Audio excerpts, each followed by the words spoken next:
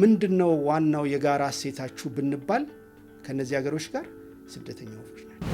ምን ማለት ይሆን ሐሳቡ? በዚህ መጠን ተሰቃይተዋል። ዘረኛ፣ ሌላውን የማይወድ የራሱን ነገር ብቻ የሚወድ ሌላውን ያጠፋል። ይሄን ታውቂያለሽ? አዋፍን የመጎብኘት ባህል አለን እኛ። ወፎች ዓለም አቀፍ አምባሳደሮች ናቸው። ወፎች ያውቋቸዋል። ዝማሬ አለ፣ ጥሪ አለ፣ ከዛ ደግሞ ኮንታክት ኮል ወይንም መገናኛ አለ። የትኛው ድምጽ ነው ጧት የሚቀሰቅሰን ታዲያ? አሁን ግን የምንረዳው ዱር እንስሳት የምንጠብቀው ለሰው ነው እንጂ ለዱር እንስሳቱ አይደለም። የሉሲ የሚባል ወፍ አለ፣ የሉሲ አንሳ ይባላል። ኦልሞስት የአውሬ ጸባይ ነበረኝ። እንዴት አዩት ግን? እንዲያው ከጥቂት ዓመታት በኋላ ያለው እንደ ሀገር ያለው ነገ የምትሆኑትን ዛሬ መኖር አለባችሁ ነው።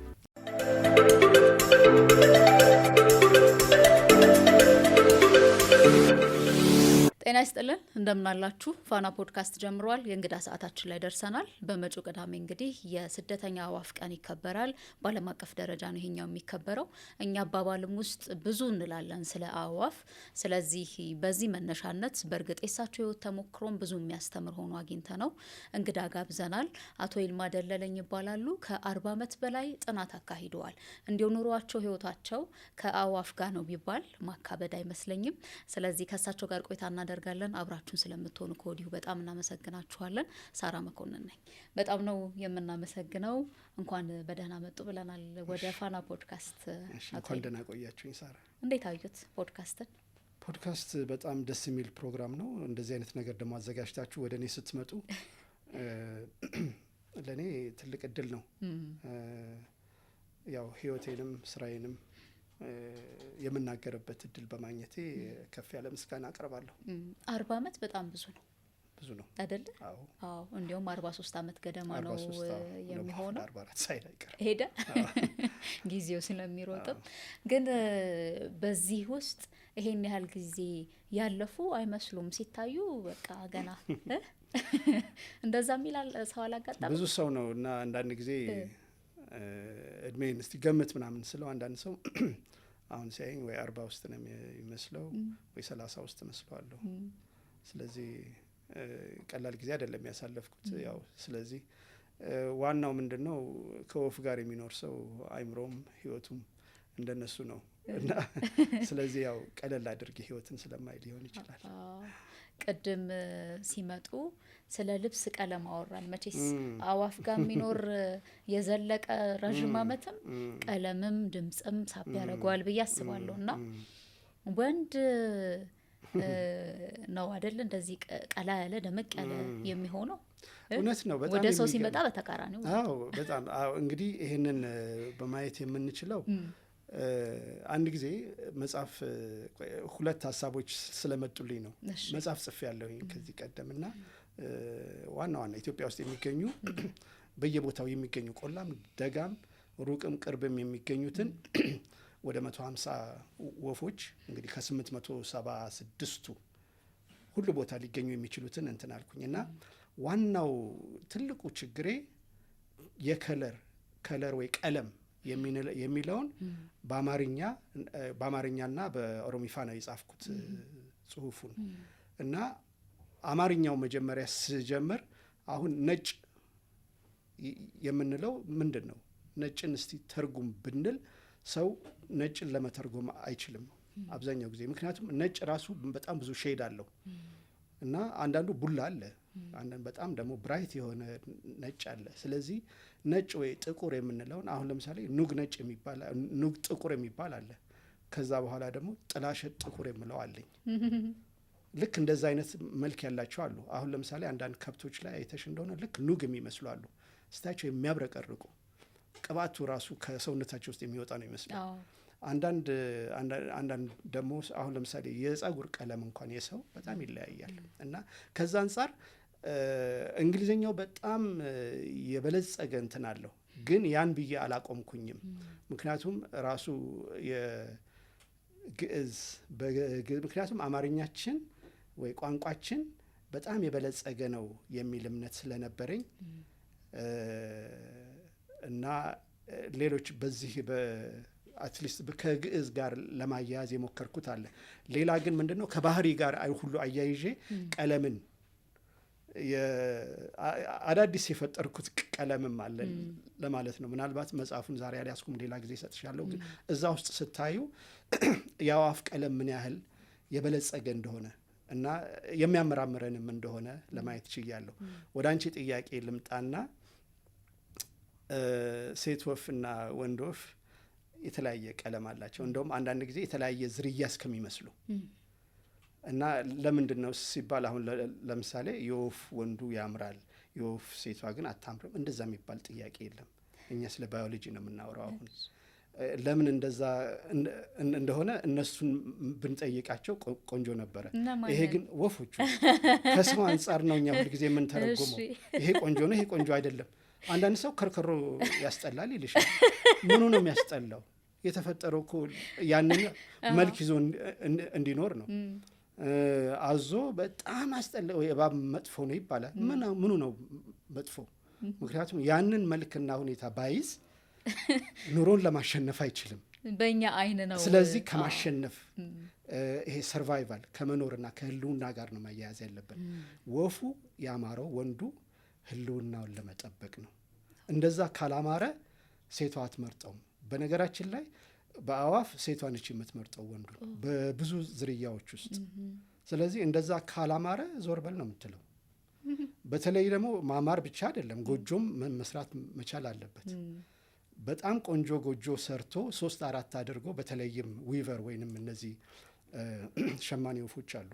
ሸማኔ ወፎች በደንብ አድርገው ቤት ሰርተው 3-4 ሰርተው ሴቷን አማርጠው እሷ የፈለገችበት መርጣ ሄዳ ቁጭ ስትል ነው በቃ የዛን ጊዜ ወደ ሌላ ነገር የሚሄዱት እና ያ ካልሆነ እና ስለዚህ ማማሩ በእኛ አይን አማረ እንላለን እንጂ በእሷ ዘንድ ይሄ ፋራ ነው ነው የምትለው። ካላማረ ይሄ አይረባም ነው የምትለው። ምክንያቱም ልጆቼን አያሳድግልኝም፣ ቤት መስራት አይችልም፣ ማደን አይችልም፣ አያበላኝም፣ ከሌላ ወንድ አይከላከልልኝም ብላ ነው የምታየው። ከዛ አንጻር ነው የሚያዩት። ይሄ የእነሱ ቋንቋ ነው። በእኛ ቋንቋ ግን ያው በእኛ ቋንቋ ሴቷ ማማር አለበት። ጸጉሯ ወርዶ እንደዚህ ሆና ቁመቷ፣ አፍንጫዋ፣ እግሯ ምናምን እንላለን። እነሱ ያ ጉዳያቸው አይደለም። በጣም የገራረሙኝ እኛ የምንጠቀማባቸው አባባሎች ግን ውክልናቸው ደግሞ ከእናንተ አንጻር ሲታይ የተለየ የሆነ አሉና ወደ በኋላ እንመለስበታለን። 3 ቁጥር ማዞሪያ እዚሁ አዲስ አበባ ተወለዱ አደጉ። ቀደም ባሉት አመታት ጫካ ስለነበር አካባቢው ወደ ወፎች ለማምራት ረዳ ይሆን እሱ? አዎ በጣም ነው የረዳኝ። ምክንያቱም እሱ ባይኖር ኖሮ ምን እንደማደርግ ግራ ይገባኝ ነበረ እና ቀደም ሲል ከነበረው ትውልድ መሆኔ ለዛ ረድቶኛል። ምናልባት ገጠር ባድግ ኖሮ ምን እንደመሆን አላቅም፣ ወይ ገበሬም ሊሆን ይችላለሁ። ፋዘር አሁን ለምሳሌ እዚህ ፍቼ ሰላሌ አካባቢ ነው ያደገው። እሱ ባይማርና ለትምህርት ከነበረው ጥማትና ትጋት የተነሳ አዲስ አበባ መጣ። ኮሜርስ ጨርሶ ነው እኛንም የወለደን። ያ ባይሆን ኖሮ እኔ ገበሬ ነበር መሆነው በእርግጠኛ። ፋዘር እዛ ቢሆን ኖሮ ወይም አዶ ነው ለወፍ ያለኝም ስሜት ማንም አይረዳልኝም ይሆናል። እዚህ ግን ምናልባት እዚህ በመሆኔ ያሻሻልኩት ነገር ይሆናል። ያጣሁት ነገር የለም። ምክንያቱም የዛን ጊዜ አዲስ አበባ በአዋፍ ጅብ ሁሉ ነበረ እኛ ሰፈር። 12 ሰዓት ከመሸ ሰው እንኳ አይንቀሳቀስም ነበረ። ብስራተ ገብርኤል አካባቢ መሻገር አትሽም ነበር ያንን ሜዳ። ምክንያቱም ዋልካ ነው፣ ውሃ የተኛበታል፣ እንቁራሪት ነበረ ክረምት ላይ እና ለመሻገር ራሱ ዋልካው ይውጥሽ ነበር። የዛን ያህል ነበረ እና ተፈጥሮ ምን ያህል ሀያል እንደነበረች ነው። እና በዛ አጋጣሚ ያቺ ስትሪፕ ከአለርት በታች እና ከአለርት በታች የነበረ ደን በጣም በቃ ራሴን ከአዋፍ ጋር ያስተዋወቅኩበት ጊዜ ነበር። ምናልባት በዚህ አይነት ህይወት ምናልባት 6ኛ ክፍል ምናምን እያለው ይሆናል ወደ ወፎች የተሳብኩትኝ። ግን ሃይ ስኩል ላይ በሚመጣበት ወቅት 10ኛ ላይ በተለይ የኢትዮጵያ የተፈጥሮ ታሪክ ማህበር የሚባል የኢትዮጵያ የዱር እንስሳትና የተፈጥሮ ታሪክ ማህበር የሚባል ተቋም ነበረ፣ ኤንጂኦ ነው። እና እዛ ውስጥ ብዙ ኤክስፓትሪያትስ ፈረንጆች ብዙ ነበሩ፣ በተለይ እንግሊዛውያን ነበሩ። ከነሱ ጋር የነበረኝ ግንኙነት ብዙ አዳብሮልኛል ብዬ አስባለሁ። መጨረሻ ትምህርት የጨረስኩት ዊንጌት ነው። ዊንጌት ለመጀመሪያ ጊዜ እዛ ስገባ ላይብራሪ ውስጥ አንድ መጽሐፍ አየሁኝ። መጽሐፉ ላይ የአዋፍ ስዕሎች አሉበት። አጠቃላይ የሰሜን ምስራቅ አፍሪካ አዋፍ ያሉበት 2 ቮሊዩም መጽሐፍ ነበረ እና እዛ ላይ የአዋፍን ከለር ሳይ በቃ ያ ነው የዛን ጊዜ ነው በቃ እንደዚህ የዞርኩት። ለማመን አልቻልኩ። በቃ እወዳለሁ ወፎችን፣ ግን የዛን ያህል ቀለምና ይሄ ህብረ ቀለማቸው፣ በነገራችን ላይ ወፎች መጀመሪያ የሳበኝ ቀለማቸውና ድምጻቸው ነው እና በቃ ለማመን አልቻልኩም። አንደኛው አይምሮ የራሱ ኢሜጅ እንትን ነው፣ ከጽሁፍ ይልቅ ኢሜጅ ይሻለኛል። ትንሽ ስዕልም እሞክራለሁ በነገራችን ላይ እና ህብረ ቀለም ያለበት ነገር በጣም ደስ ይለኛል። ወፎች ደግሞ ምናልባት ቢራቢሮች ሊወዳደሯቸው ሊበልጧቸው ይችላሉ ከወፎች በቀለም። ከዛ ደግሞ እኛ ሀገር የለም እንጂ ይሄ ኮራል ሲ የሚባል አለ ባህር ውስጥ፣ በተለይ አሁን እንደ ኦስትራሊያ አካባቢ ሪፍ ኮራል ሪፍ ያለበትና የባህር አሶችን አይተሽ እንደሆነ አሉ የተወሰኑ ትሮፒካል ወይንም ይሄ ሞቃታማ አካባቢ የሚኖሩ አሶች ቀለማቸው እጅግ ያስደንቃል። እና እነዚህ አይነት አሶችና ቢራቢሮች ካልሆኑ በበቀር ከወፎች ጋር ሌላ የሚወዳደር የእንስሳ ግሩፕ የለም በቀለም ተለያይነታቸው ስብጥሩ። እና ይሄ እሱ ካልማረከሽ ምን ይማርክሻል? አዋፍ ላይ እሱ ነው ዋናው በቃ የሚማርከው። እና እኔም ደግሞ ለዛ የተሰጠው ስለነበርኩኝ እና እንትን አልኩኝ። ግን በቃ ዋናው በዛ ያ ህይወት የቀደመውን ሳስብ እንደውም አካዳሚክ የሆነውን ህይወቴን የትምህርት ህይወቴን ሁሉ እስከ ማደናቀፍ የደረሰ ነገር ነበር። ምክንያቱም በዛ ውስጥ ከመመሰጤ የተነሳ ለማንበብ ለማጥናት እስከማልችልበት ጊዜ የደረስኩበት ጊዜ ነበር ማለት እችላለሁ። በዚህ ምክንያት የአባት ቁጣ የአባት ስጋት ነበር፣ ከባድ ነበር እና ብዙ ጊዜ እንጣላ ነበር ከፋዘር ጋር። በኋላ ግን የተረዳኝ ይመስለኛል። ሀይ ስኩል በቃ ይሄ ልጅ ብተው ይሻላል፣ እሱ ዶክተር ወይ የሆነ ሜዲካል ዶክተር ምናምን እንደሆን ነበር የሚፈልገው፣ ወይንም አዶ ነው ሌላ ህይወት እንድኖር ነው። ግን ምንም ለዛ ስሜት አልነበረኝም። አዋፍ ነው እና ለሰዎች ሁሉ ስለ አዋፍ ስነግራቸው ይልማ በቃ ምን ሊሆን ነው ምናምን ነበር የሚሉት።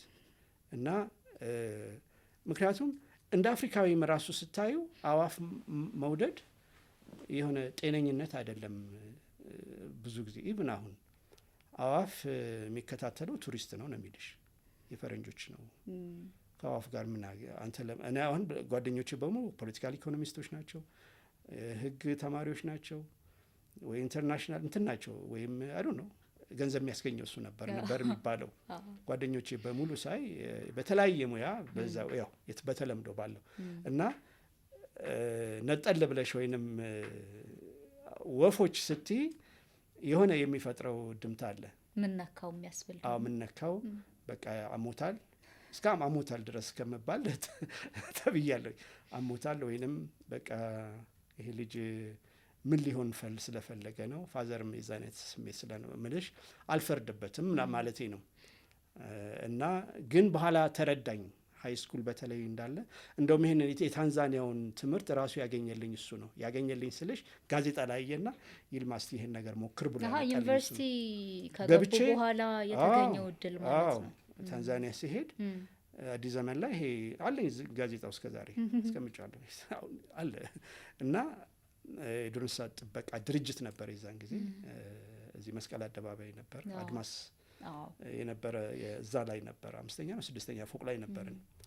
ሄድና እስቲ ተወዳደር ይሄን ነገር እስቲ ምናልባት ሞክር አለኝ። በቃ ሳየው የኔ ነው አልኩኝ። በቃ ይሄ ነገር ለኔ ነው የተሰራው ለሌላ አይደለም አልኩት።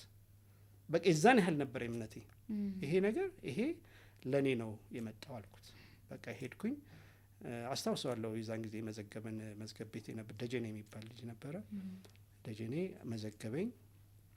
በቃ አትልፋ ባኪን ምናምን። እኔ ደግሞ ልጅ ነኝ የዛን ጊዜ ዩኒቨርሲቲ ተማሪ ነኝ። ትልልቅ ሰዎች ነው ፕሮፌሰሮች ምኖች ፕሮፌሰር ሳል ዶክተሮች ምኖች እንደነበሩ አስታውሳለሁ። እንትን ውስጥ ወይም 3ኛ ዓመት 4ኛ ዓመት ተማሪዎች ነበሩ እና አትልፋ አለኝ።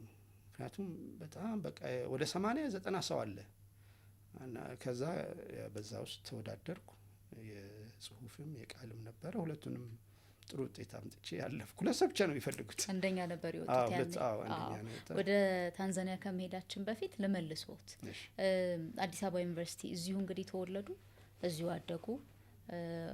አዋፉ በጣም ልቦትን እየማረኩ ወደ እነሱ ተሳቡ። ግን ትምህርቱም ላይ አልቦዘኑበትም እንዳሉት ቤተሰብም ስለሚፈልግ እርስዎም ፍላጎት ስለነበረዎት ግን አዲስ አበባ ዩኒቨርሲቲ ደረሱት። አዲስ አበባ ዩኒቨርሲቲ ገቡና መጀመሪያ የነበረው የህብረተሰብ ነበር አይደል? ጂኦግራፊ ነበር።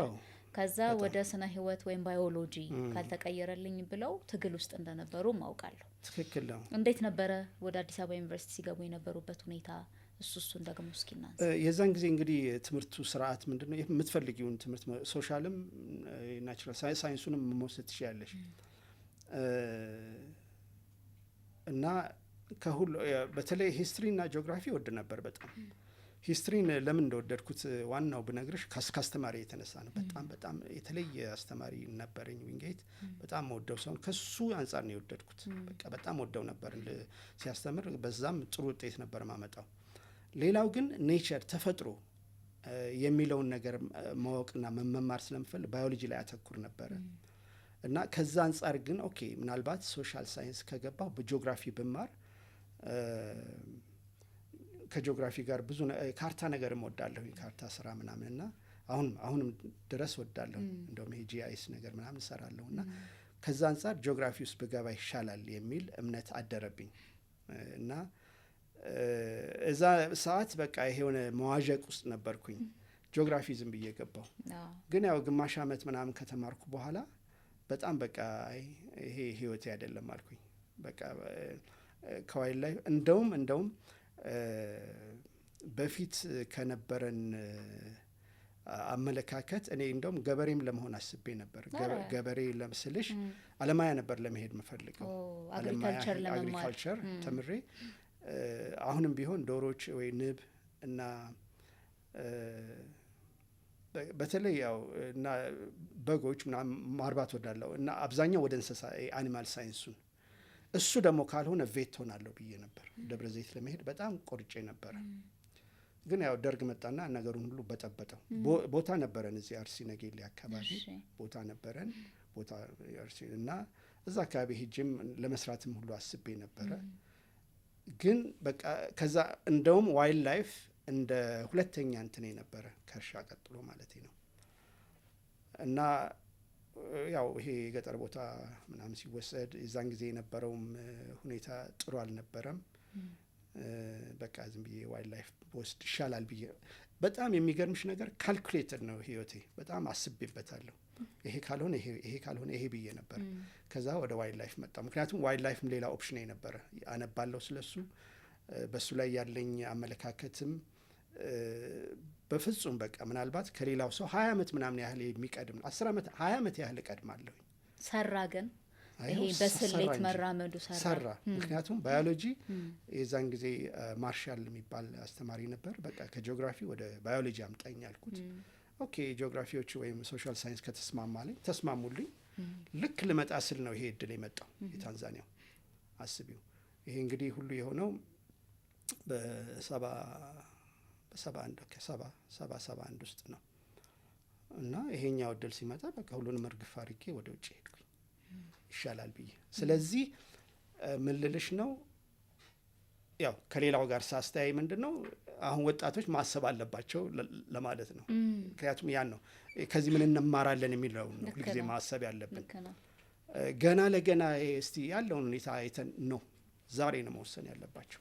ህይወታቸውን ዛሬ ነው መወሰን ያለባቸው። እና ዛሬ ለልጆቼም እንደዛ ነው የምለው። ነገ የምትሆኑትን ዛሬ መኖር አለባችሁ ነው። ነገ የምትሆኑትን ዛሬ ኑሩ። ዶክተር ለመሆን ካሰብክ ዛሬ ስለ ሕክምና አጥና። ሕክምና ወይም እዛ ውስጥ ያለውን ነገር ወቅ።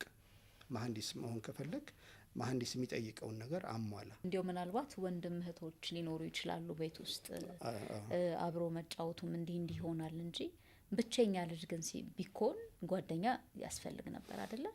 ሁላችንም ህይወት ላይ ያለፍንበት ስለሆነ እቃውም ያምረናል፣ ጭቃ ማብካቱም ያምራል፣ አኩኩሉም አለ።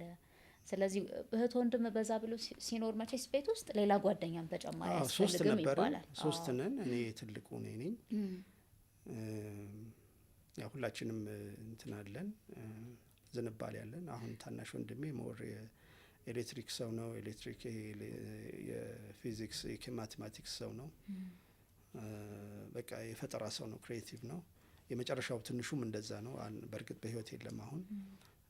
ግን ያው ሁላችንም የተለያየ እኔ ብቻ ነኝ። ይሄ እኮ በቤተሰብ ብቻ ሳይሆን በአገርም ደረጃ በጣም የተለየ ነው። ለእኔ የለማ የዛን ሰዓት የኦፍ ሰው አላገኝም። ፈረንጆች ነበሩ እንጂ ሌላ ሰው አላገኝም። እና ያን ለእኔ በጣም ከባድ ነበር። የእርሶ ለየት ባለው ፍላጎት ምክንያት የሆነ ነው። በዛ ስለሆነ ነው። እና ምናልባት ማግባባኝም እሱ ይሆናል ልልሽ ነው። ለየት ያለ ነገር ውስጥሽ ካለ ከዛ ጋር የሚመሳሰል ነገርን ነው የምትፈልጊው። ያው ሁል ጊዜ ሰው መሰሉን ነው። ስለዚህ መሐንዲስ የሆነ ሰው አይጠፋም። ፖለቲሻን የሆነ ሰው የዛን ሰዓት በሽ ነው። ወይም ረባሽ የሆነ ሰው ከፈለግሽ በሽ ነው። ግን እንደዛ አይነት ፎከስድ የሆነ ሰው አታገኝም። ስለዚህ ሳልፈልግ ቀርቼ ሳይሆን የሚመስለኝ ሰው አጥቼ ነው ማለት ነው። እና ትልቁ በቃ ምግባባው ከመጽሐፍ ጋር ነበር። ይሄ ነው ምናልባት። እና ፋዘር ጋር ብዙ እንግባባ ነበረ። ያው በዚህ ነገር አንግባባም እንጂ በብዙ ሁኔታ ያው መከባበር አለ። እንትኔ ያከብራል። ግን ይሄ እኮ ይልማ ምናምን ብሎ ይነግረኛል። ያዘነበትም ወይንም ሀሳቤንም እንድቀይር የገፋኝ ሰዓት አለ። ግን መጨረሻ ደግሞ ሳይሆን ሲቀር ከኔ ጋር ነው የተስማማው። ስለዚህ ዋናው ነገር ምንድነው? ሙያው የሚጠይቀው ስነ ምግባር ጓደኛ ወይንም አብሮ ጓደኛም እንኳን አይደለም አብሮሽ የሚሄድ በአስተሳሰብ የሚሄድ አሉኝ። አሁን ነበሩ ጓደኞች፣ ግን ያው ይልማ ለየት ያለ ሰው ነው የሚሉኝ እንጂ። ስለዚህ በልዩነቱ ለብቻ መሆን ከአዋፍ ጋር ማውራት ግዴታ ነው። ትለያለሽ። ልክ ነው። ሌላው ከተማ ወይም መጠጥ ቤት ወይ ሌላ ቦታ ሲሄድ እኔ ጫካ ነው የምሄደው። አንገናኝም ከሰው ጋር እንዴት አድርገን እንገናኝ? ልክ ነው። እና ሲሄድም አንዳንድ ጊዜ ብቻዬን እያወራሁ ሄዳለሁ። እኛዎች ወፍነች ከሰው ጋር እያወራች ስትሄድ ቆይ እንስማት እቺ ምናምን ስል ይልማ ቆይ እያወራን እኮ ነው ምናምን ይለኛል።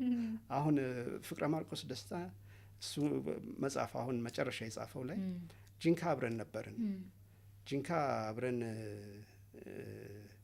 እኔ ያው ኦሞ ፓርክ ኃላፊ እያለሁኝ እመጣ ነበረ ጂንካ። እና እዛ ስንገናኝ ብዙ ጊዜ ከፍቅረ ማርቆስ ጋር የምንገናኘው በጣም ሀሳቤን ይቀበል ነበረ።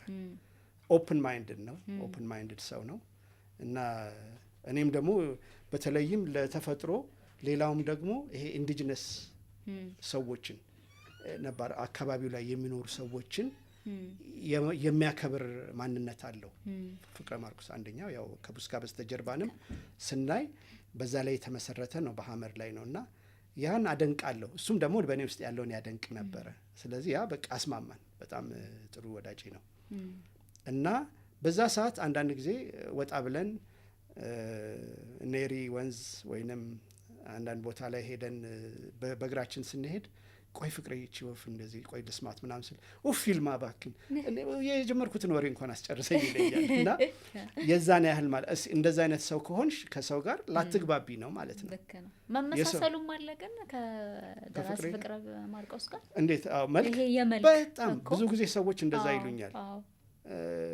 እሱ ትንሽ ቀላ ይላል እንጂ እኮ አንድ ናችሁ ምናምን ያሉኝ ሰዎች አሉ እንዴ በደንብ ተመሳሳይ። እና እኔ ራሴ አንድ ቀን ሰዎች ብዙ ጊዜ ሲሉ እስቲ ምን ማለታቸው ነው ብዬ አይቼ ኦልሞስት የወንድማማች የዝምድና ነገር ያለው ይመስላል። እና አዶ ነው በጣም ይገርመኛል ማለት ነው። በመጪው ቅዳሜ እርሶም እንደሚያውቁት የስደተኛ አዋፍ ቀን በዓለም አቀፍ ደረጃ ይከበራል። እንዲያውም ምንድነው የተሻለ ከባቢ መፍጠር፣ የተሻለ ማህበረሰብና ከተሞችን መፍጠር ለአዋፍ የሚል ሀሳብ ያለው ነውና ምን ማለት ይሆን ሀሳቡ? በዚህ መጠን ተሰቃይተዋል። በጣም ወፎች የተሰቃዩ ነው።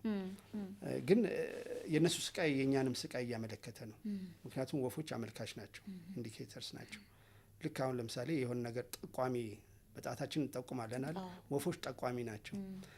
በየአመቱ ቲም አለው ሲከበር እና ከዚህ ቀደም በጣም ደስ የሚለኝ ወፎች ዓለም አቀፍ አምባሳደር ናቸው የሚል ነበረ። ምናልባት የዛሬ 8 ዓመት 7 ዓመት አካባቢ አምባሳደሮች ናቸው። ከራሻ የኛ ወፎች ስደተኛ ወፎች ከራሻ ጀምሮ ነው የሚመጡት ሳይቤሪያ ከዛ ጀምሮ የሚመጡ አሉ ይሄ ፊንላንድ ስካንዲኔቪያ እና ምስራቅ አውሮፓ በተለይም የባልካን ሀገሮች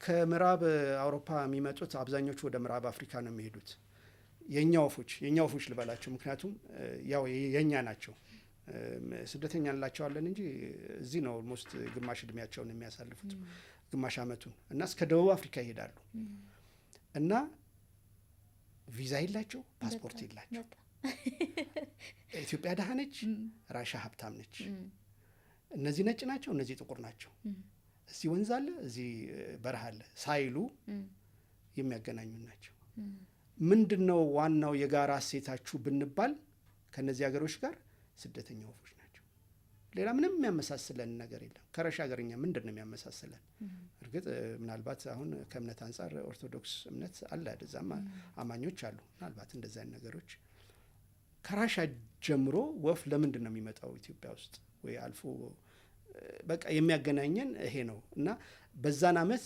ወፎች ዓለም አቀፍ አምባሳደሮች ናቸው ፓስፖርት የሌላቸው ቪዛ ማይመታላቸው የሚያገናኙ ድህነትሽን ወይም እጦትሽን እንትን የማይሉ ማይመዝኑ በቃ ይሄም ሀገራቸው ራሻም ሀገራቸው ሳይቤሪያ እንግዲህ እንደዚህ አይነት ብርድ ቦታ ቢኖሩ ሞቃታማ ቦታ ደግሞ ይመጣሉ እዚህ እና ይሄ በጣም ይደንቀኛል ሁሉ ጊዜ በእና ትልቁ አንዱ የሚገርመኝ ይሄ ነው በነገራችን ላይ አዋፍ ብቻ አይደለም የሚሰደዱት ሌሎችም የሚሰደዱ እንስሶች አሉ አሶች አሉ ኢቭን ቢራቢሮች የሚሰደዱ አሉ እና ከዛ አንፃር ይሄ ኢቭን አሁን ለምሳሌ ትልልቅ እንስሳት አሉ አሁን ከደቡብ ሱዳን ወደ ጋምቤላ የሚመጣው ይሄ ነጭ ጆሮ ቆርኬና የናይል ሌችዊ አለ ማሳይ ማራና ሴሬንጌቲን ስታይ እነዛ ሁሉ ዊልድ ቢስት ከ1 ሚሊዮን የሚበልጡ ዊልድ ቢስቶች ሁለቱን ሀገሮች ያስተሳስራሉ ስለዚህ ይሄ ትራንስባውንደሪ ወይንም ድንበር ተሻጋሪ ማንነት ያላቸው አገሮችን ሁለት ሀገሮችን አይደለም ማአት አገሮችን የሚያስተሳስሩ ድንቅ ስጦታዎች ናቸው ከዛ አንፃር አየዋለሁ አሁን ወደ ዋናው ወደዚህ አመቱ እንምጣና አንዱ ትልቁ ነገር ምንድነው ወፎች ይሄ የጂኦሎጂያዊ ቀመር አለ ያው ምድር ከተፈጠረ ጀምሮ እስከ ዛሬ የእንስሳት ስርጭትን የሚያጠና አንድ የሳይንስ አካል አለ ጂኦግራፊ ነው ግን ባዮጂኦግራፊ ይባላል የእጽዋትንና የእንስሳትን ስርጭት እና ለምን እንደዛ እንደሆኑ ያለፈውን አሁናዊና መጪውን የሚያጠና ሳይንስ አለ እና ከዛ አንፃር ስናይ አንዱ ትልቁ የወፎችን ስርጭት የሚወስነው ነገር ምንድነው የሰው ልጅ በአሁኑ ሰዓት በተፈጥሮ ላይ እያመጣ ያለው ተጽዕኖ ነው የዚህ አመት የስደተኛ ወፎች እንትን ባላንስ እናደርገው ያስፈልገናል ተፈጥሮ ታስፈልገናለች አለ ተፈጥሮ የሰው ልጅ ተፈጥሯዊ አቋም ኖሮት ተፈጥሮን እንዴት ነው የሚጣለው እኔ እኮ ንጹህ ምግብ ያስፈልገኛል ለመኖር ንጹህ አየር ያስፈልገኛል ሮቦት አይደለሁም ሰው ሰራሽ አርቲፊሻል እንትን አይደለሁም ኦኬ አርቲፊሻል ሮቦት ከሆነ ካስፈልገኝ ሰው ሆነን ቆዳ ይሄ ውስጣዊ አካሎቻችን ንጽህናን የሚፈልጉ እስከሆነ ድረስ አካባቢያችንም ያንን ሊያሳይ ይገባል ባላንሱን ልናይ ይገባል እና አዋፍ ደግሞ አመልካች ናቸው ኢንዲኬተር ናቸው ወፎች በጠፉ ቁጥር ስብጥራቸው ብዛታቸው ሲጠፋ እነዚህ ስደተኛ ወፎች ያንን ማሳየት እየቻሉ ያንን አይተን አካባቢያችን እየጠፋ ነው ልንጠብቀው ይገባል ብለን ወደዛ መመለስ ካልቻልን የሚያመለክቱን ዋና ጉዳዮች ወይ ሆነው ሳለ ከናቅናቸው ጥፋቱ ለኛ ነው ስለዚህ የነሱ ጥፋት ቀደም እንዳልኩት የኛን ጥፋትና የኛን ጉዳት ነው የሚያሳየው እና እነሱን አይተን የኛን ደህንነት የኛን ጤንነት መናገር እንችላለን ስለዚህ ይሄንን ነው የዚህ አመቱ እንትን የሚያሳየው ሜይ 11 ሁሌ ይከበራል በየአመቱ ይከበራል። እሺ ምናልባት የተለየ ቦታ ሄደው ያከብሩ ይሆናል። ምናልባት እንደ አብያታ ወይ ዘዋይ የሆነ ቦታ ውሃ አብዛኛው ጊዜ ትልቁን ድርሻ የሚይዙት ውሃ ዘል ቦታ ላይ የሚገኙ አዋፋት ናቸው። በዚህ በስደት መልክ የሚመጡ እርግጥ ሌሎች ግሩፖችም አሉ። ስጋ በል የሆኑ አዋፍ አሉ፣ ሳርና ደን ውስጥ የሚኖሩ አሉ። ግን በውሃ ዘል ቦታ ላይ የሚኖሩት ብዙውን እጅ እንትን ይላሉ እና ምናልባት የሆነ ቦታ ወጣ ብሎ ሊከበር ይችላል ብዬ ነው። አሁን በጣም በሚያስገርም ሁኔታ እርሶም እያዩትም ስለሆነ ብዬ ነው። ያው ቀደም ብሎ በነበሩት አመታት የደን ሽፋናችን በጣም አስደንጋጭ የሚባል ሁኔታ ላይ ደርሶ ነበር። አሁን ደግሞ ባለፉት አመታት በተሰራው ስራ በጣም ለውጦች እየመጡበት እንደሆነ ይታያልና ምናልባት ከተሞች መካከል የሚታይ የዚህ የችግኝ ተከላው የዛፉ እንዲሁም አንዳንድ ሰዎች ለቀልድ የሚሆን ይሄ አካባቢ ነገ ጫካ እንዳይሆን ነገ የሆነ እንስሳ እንዳይመጣበት ምናምን የሚልም አይነት ሀሳብ ሲነሳበት እናያለንና እንዴት አዩት? ግን እንዲያው ከጥቂት አመታት በኋላ ያለው እንደ ሀገር ያለው በተለይ አረንጓዴ አሻራ ተብሎ ከተጀመረ በኋላ ያለውን ከአዋፍ አንጻር እንደ ባለሙያም ቢነግሩን ደስ ይለናል፣ ለውጡን ብናነሳበት። ኦኬ እንግዲህ አዋፍ እንደውም እንትን ካየን ትልቁና አሁን ለምሳሌ እንደ በዓለም አቀፍ ደረጃ 78% እንግዲህ ዓለም ላይ ወደ 11,000 የአዋፍ ዝርያዎች አሉ። በዝርያ ደረጃ 1 2 3 ብለን በዝርያ 11,000 አለ። ብዙ አይደለም። አዎ በጣም ትንሽ ነው። ይሄን በሰውኛ ጥንዚዛዎችን ካየሽ የጥንዚዛ ዝርያዎችን ካየሽ ከ20 ሚሊዮን አንሱ ዝርያዎች 20 ሚሊዮን ዝርያዎቹ እነዚህን 11,000 ብቻ ናቸው። እጽዋት ራሱ ኢትዮጵያ ውስጥ ወደ 6,000 ምናምን ዝርያዎች ናቸው ያሉት። 6,000 7,000 ነው የሚባለው። 11,000 በዓለም ላይ ነው 11,000 ኮርስ በዝርያ ደረጃ እርግብ ድንቢጥ ምናምን ብለሽ አሁን ለምሳሌ እርግብ ራሱ ማለት ወደ 5-6 ዝርያ ይኖራል። ድንቢጥ ብለሽ ወደ 15 ይኖራል። እነዛ 15-6ቱ ምናምን ተቆጥረው ማለት ነው በዝርያ ደረጃ። ስለዚህ አሁን ንስር ስትይ ኢግል ስትይ አንድ ዝርያ አይደለም፣ ወደ 25 ምናምን ዝርያ አሉ። እነዛ ተቆጥረው ማለት ነው። እና ከዛ አንፃር 11,000 ከ11,000 78% ደን ውስጥ ነው የሚኖሩት። በነገራችን ወደ ዋና ወደ ደኑ ልምጣ በዓለም ላይ እና ደግሞ ትልቁን ድርሻ የሚይዘው አማዞን ነው። አማዞን ከዛ ምናልባት አፍሪካ ውስጥ ከመጣሽ ኮንጎ ነው፣ ዲሞክራቲክ ሪፐብሊክ ኦፍ ኮንጎ።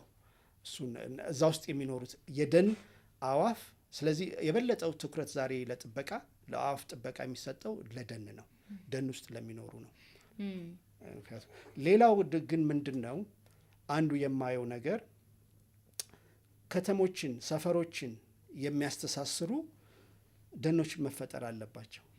ይሄ ኮሪደር መፈጠር አለበት።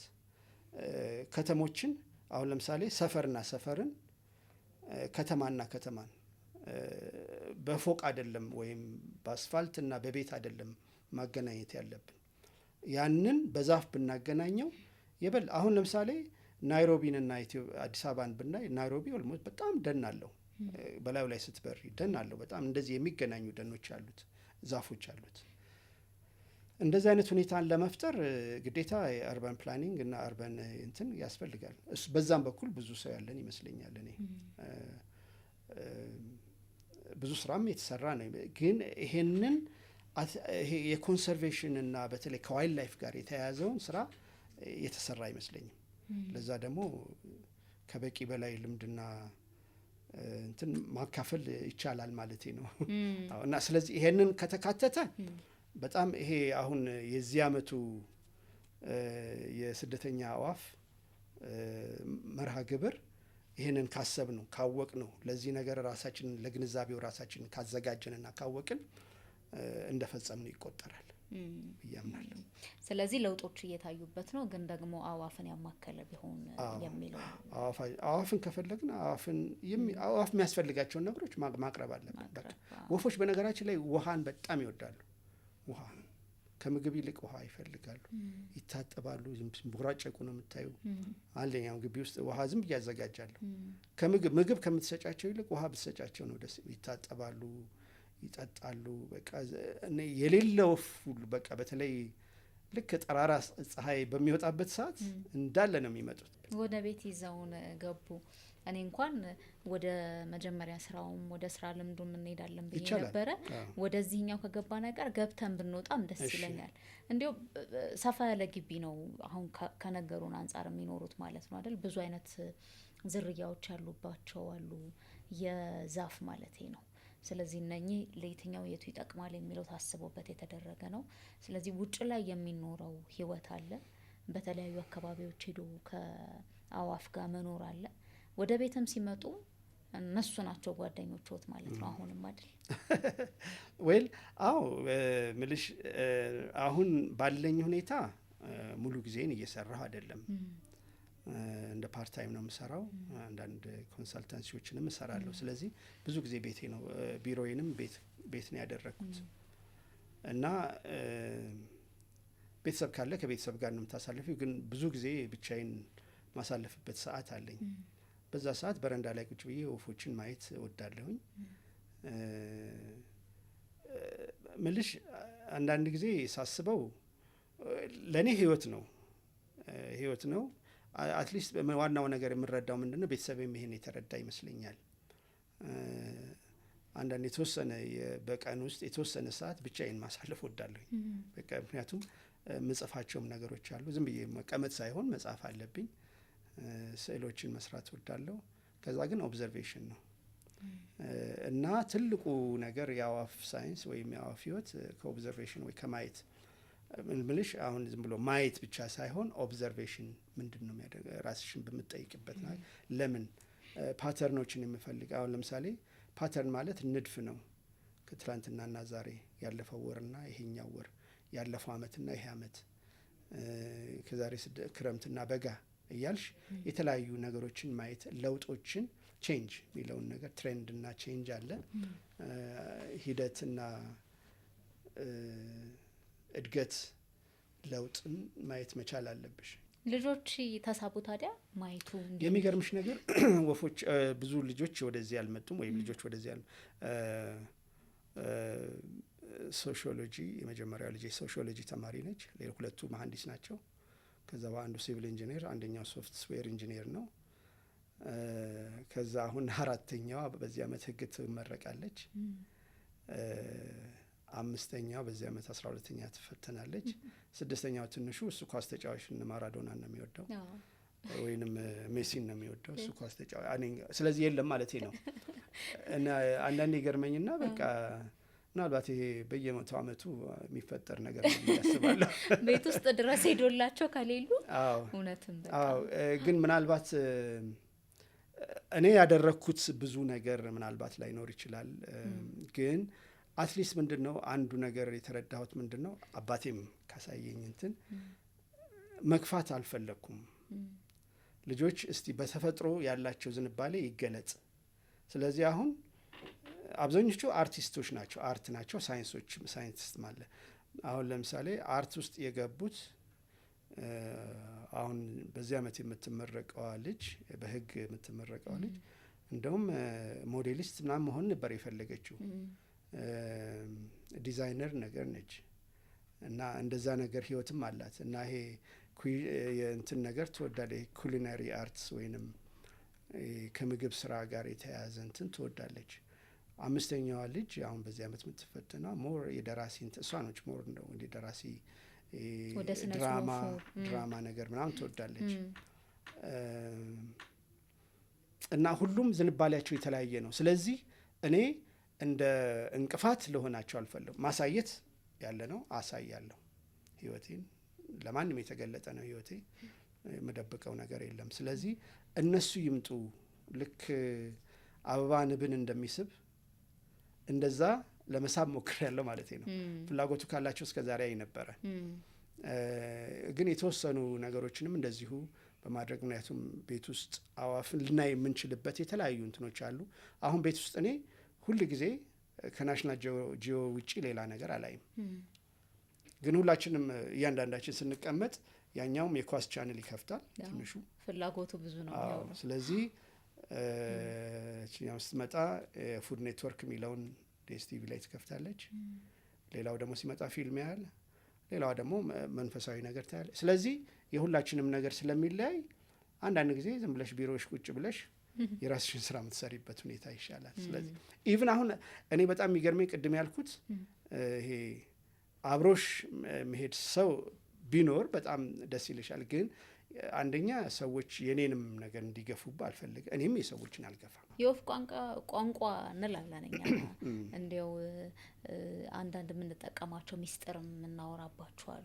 የእውነት ወፎች ያውቋቸዋል? ይሄ ሰው ፈጠራ ነው። የወፍ ቋንቋ ሲባል እንትኑ ሊትራሊ ሲተረጎም ወፎች የሚናገሩትን ስለማናቅ እንደነሱ ሌላው የማያውቀው ንግግር መፍጠር የወፍ ቋንቋ ሊባል ይችላል ነው። ይሄ ነው እንጂ ወፎች የወፎችን በነገራችን ላይ በወፎች ባህል ወፎች ኮሚኒኬሽን አላቸው ከቦዲ ላንጉጅ ጀምሮ ልክ እንደኛ ቋንቋ አላቸው። ጠላት ሲመጣ የሚናገሩት ነገር አለ። ጓደኛ ወይ ሲመጣ የሚገናኙ በነገራችን ላይ 3 ድምጽ አላቸው ወፎች እያንዳንዱ። ዝማሬ አለ፣ ጥሪ አለ፣ ከዛ ደግሞ ኮንታክት ኮል ወይንም መገናኛ አለ። እና ይሄ ዝማሬው ቅድም እንዳልኩሽ ይሄ ያማረው ወንድ ሴቷን የሚያማልልበት ድምጽ ነው። ከዛ አንፃር በዛን ሰዓት 2 ነገር ይሰራል። እሷን ያማልላል፣ ሌላው ደግሞ ለሱ ተቀናቃኝ የሆነ ሌላ ወንድን ያባረርበታል። እዚህ ይሄ ቦታ ነው የኔ ነው የኔ ግዛት ነው አትምጣ ነው። ስለዚህ ያን 2 ስራ ይሰራል። ይሄ ኮል የሚባለው አሁን ለምሳሌ ኮንታክት ኮል አለ፣ አላርም ኮል የሚባሉ አሉ። አሁን ለምሳሌ ወፎች እባብ ቢያዩ ዝማሬን አይዘምሩም በዛ ሰዓት። የዛን ጊዜ የአደጋ ምልክት ነው። አንድ ጊዜ ብቻ ተጣርተው ሁሉም ወደ የጢሻው የሚገባበት ጥሪ አለ። አደጋ አለ፣ ጥፋ ድመት ወይንም እባብ ቢያዩ እንደዛ ነው። ወይንም ከላይ ትልቅ አሞራ ሲበር ካዩ ለህይወታችን ያሰጋል ብለው ጥሪውን ይጠሩና እንትን ይላሉ። ይሄ እንደዛ ኮንታክት ኮል የሚባሉ አሉ። አላርም ኮል አለ። ከዛ ግን ሁሉም የሚገናኙበት አሁን ለምሳሌ ባንድ ላይ የሚኖሩ አዋፍ አሉ። 1 ወይ 2 ሆነው የሚኖሩ ብዙ አሉ። ግን ኮኦፕሬቲቭ ህይወት የሚኖሩ አሉ። ኮኦፕሬቲቭ ህይወት የሚኖሩ ከሆነ ግዴታ አብረው ነው ሁሉን ነገር የሚሰሩት። ምግብ ፍለጋ አንድ ላይ፣ ውሃ ሲሄዱ አንድ ላይ፣ ሲሰፍሩ አንድ ላይ፣ ሲበሩ አንድ ላይ። እነዚህ አይነት ወፎች ከእይታ ባሻገር በድምጽ ይገናኛሉ። በድምጽ የሚገናኙት ምንድነው? የሚታዩ ከሆነ ችግር የለም። ደንና ጢሻ ውስጥ ከሆነ ግን ድምጽ ያስፈልጋል። እዚህ ቦታ ነኝ ያለሁት፣ እዚህ ጋር ነኝ፣ እዚህ ጋር አለ የሚሉበት። ስለዚህ እየተነጋገሩ ነው በጢሻ ውስጥ ሲያልፉ። ሰምተሽ እንደውም በጣም ብዙ ወፎች በአንድ ላይ ሲሄዱ ሁሉም ድምጽ ያሰማል። እዚህ ጋር ነኝ፣ ፖዚሽናቸውን ነው የሚናገሩት። እዚህ ጋር ነኝ እና ያ ለብዙ ነገር ይጠቅማቸዋል። ወዳጃቸው፣ ጓደኛቸው፣ ዘመዳቸው የት ጋር እንደሆነ ቦታውና ስፍራውን ለመለየት ይችላሉ። ከዛ አንጻር ማለት ነው። ስለዚህ ድምጽ ራሱ በጣም ትልቅ ቦታ ይሰጠዋል በአዋፍ ውስጥ። አንደኛ በጣም ቮካል ናቸው። የትኛው ድምጽ ነው ጧት የሚቀሰቅሰን ታዲያ? ዝማሬ ነው።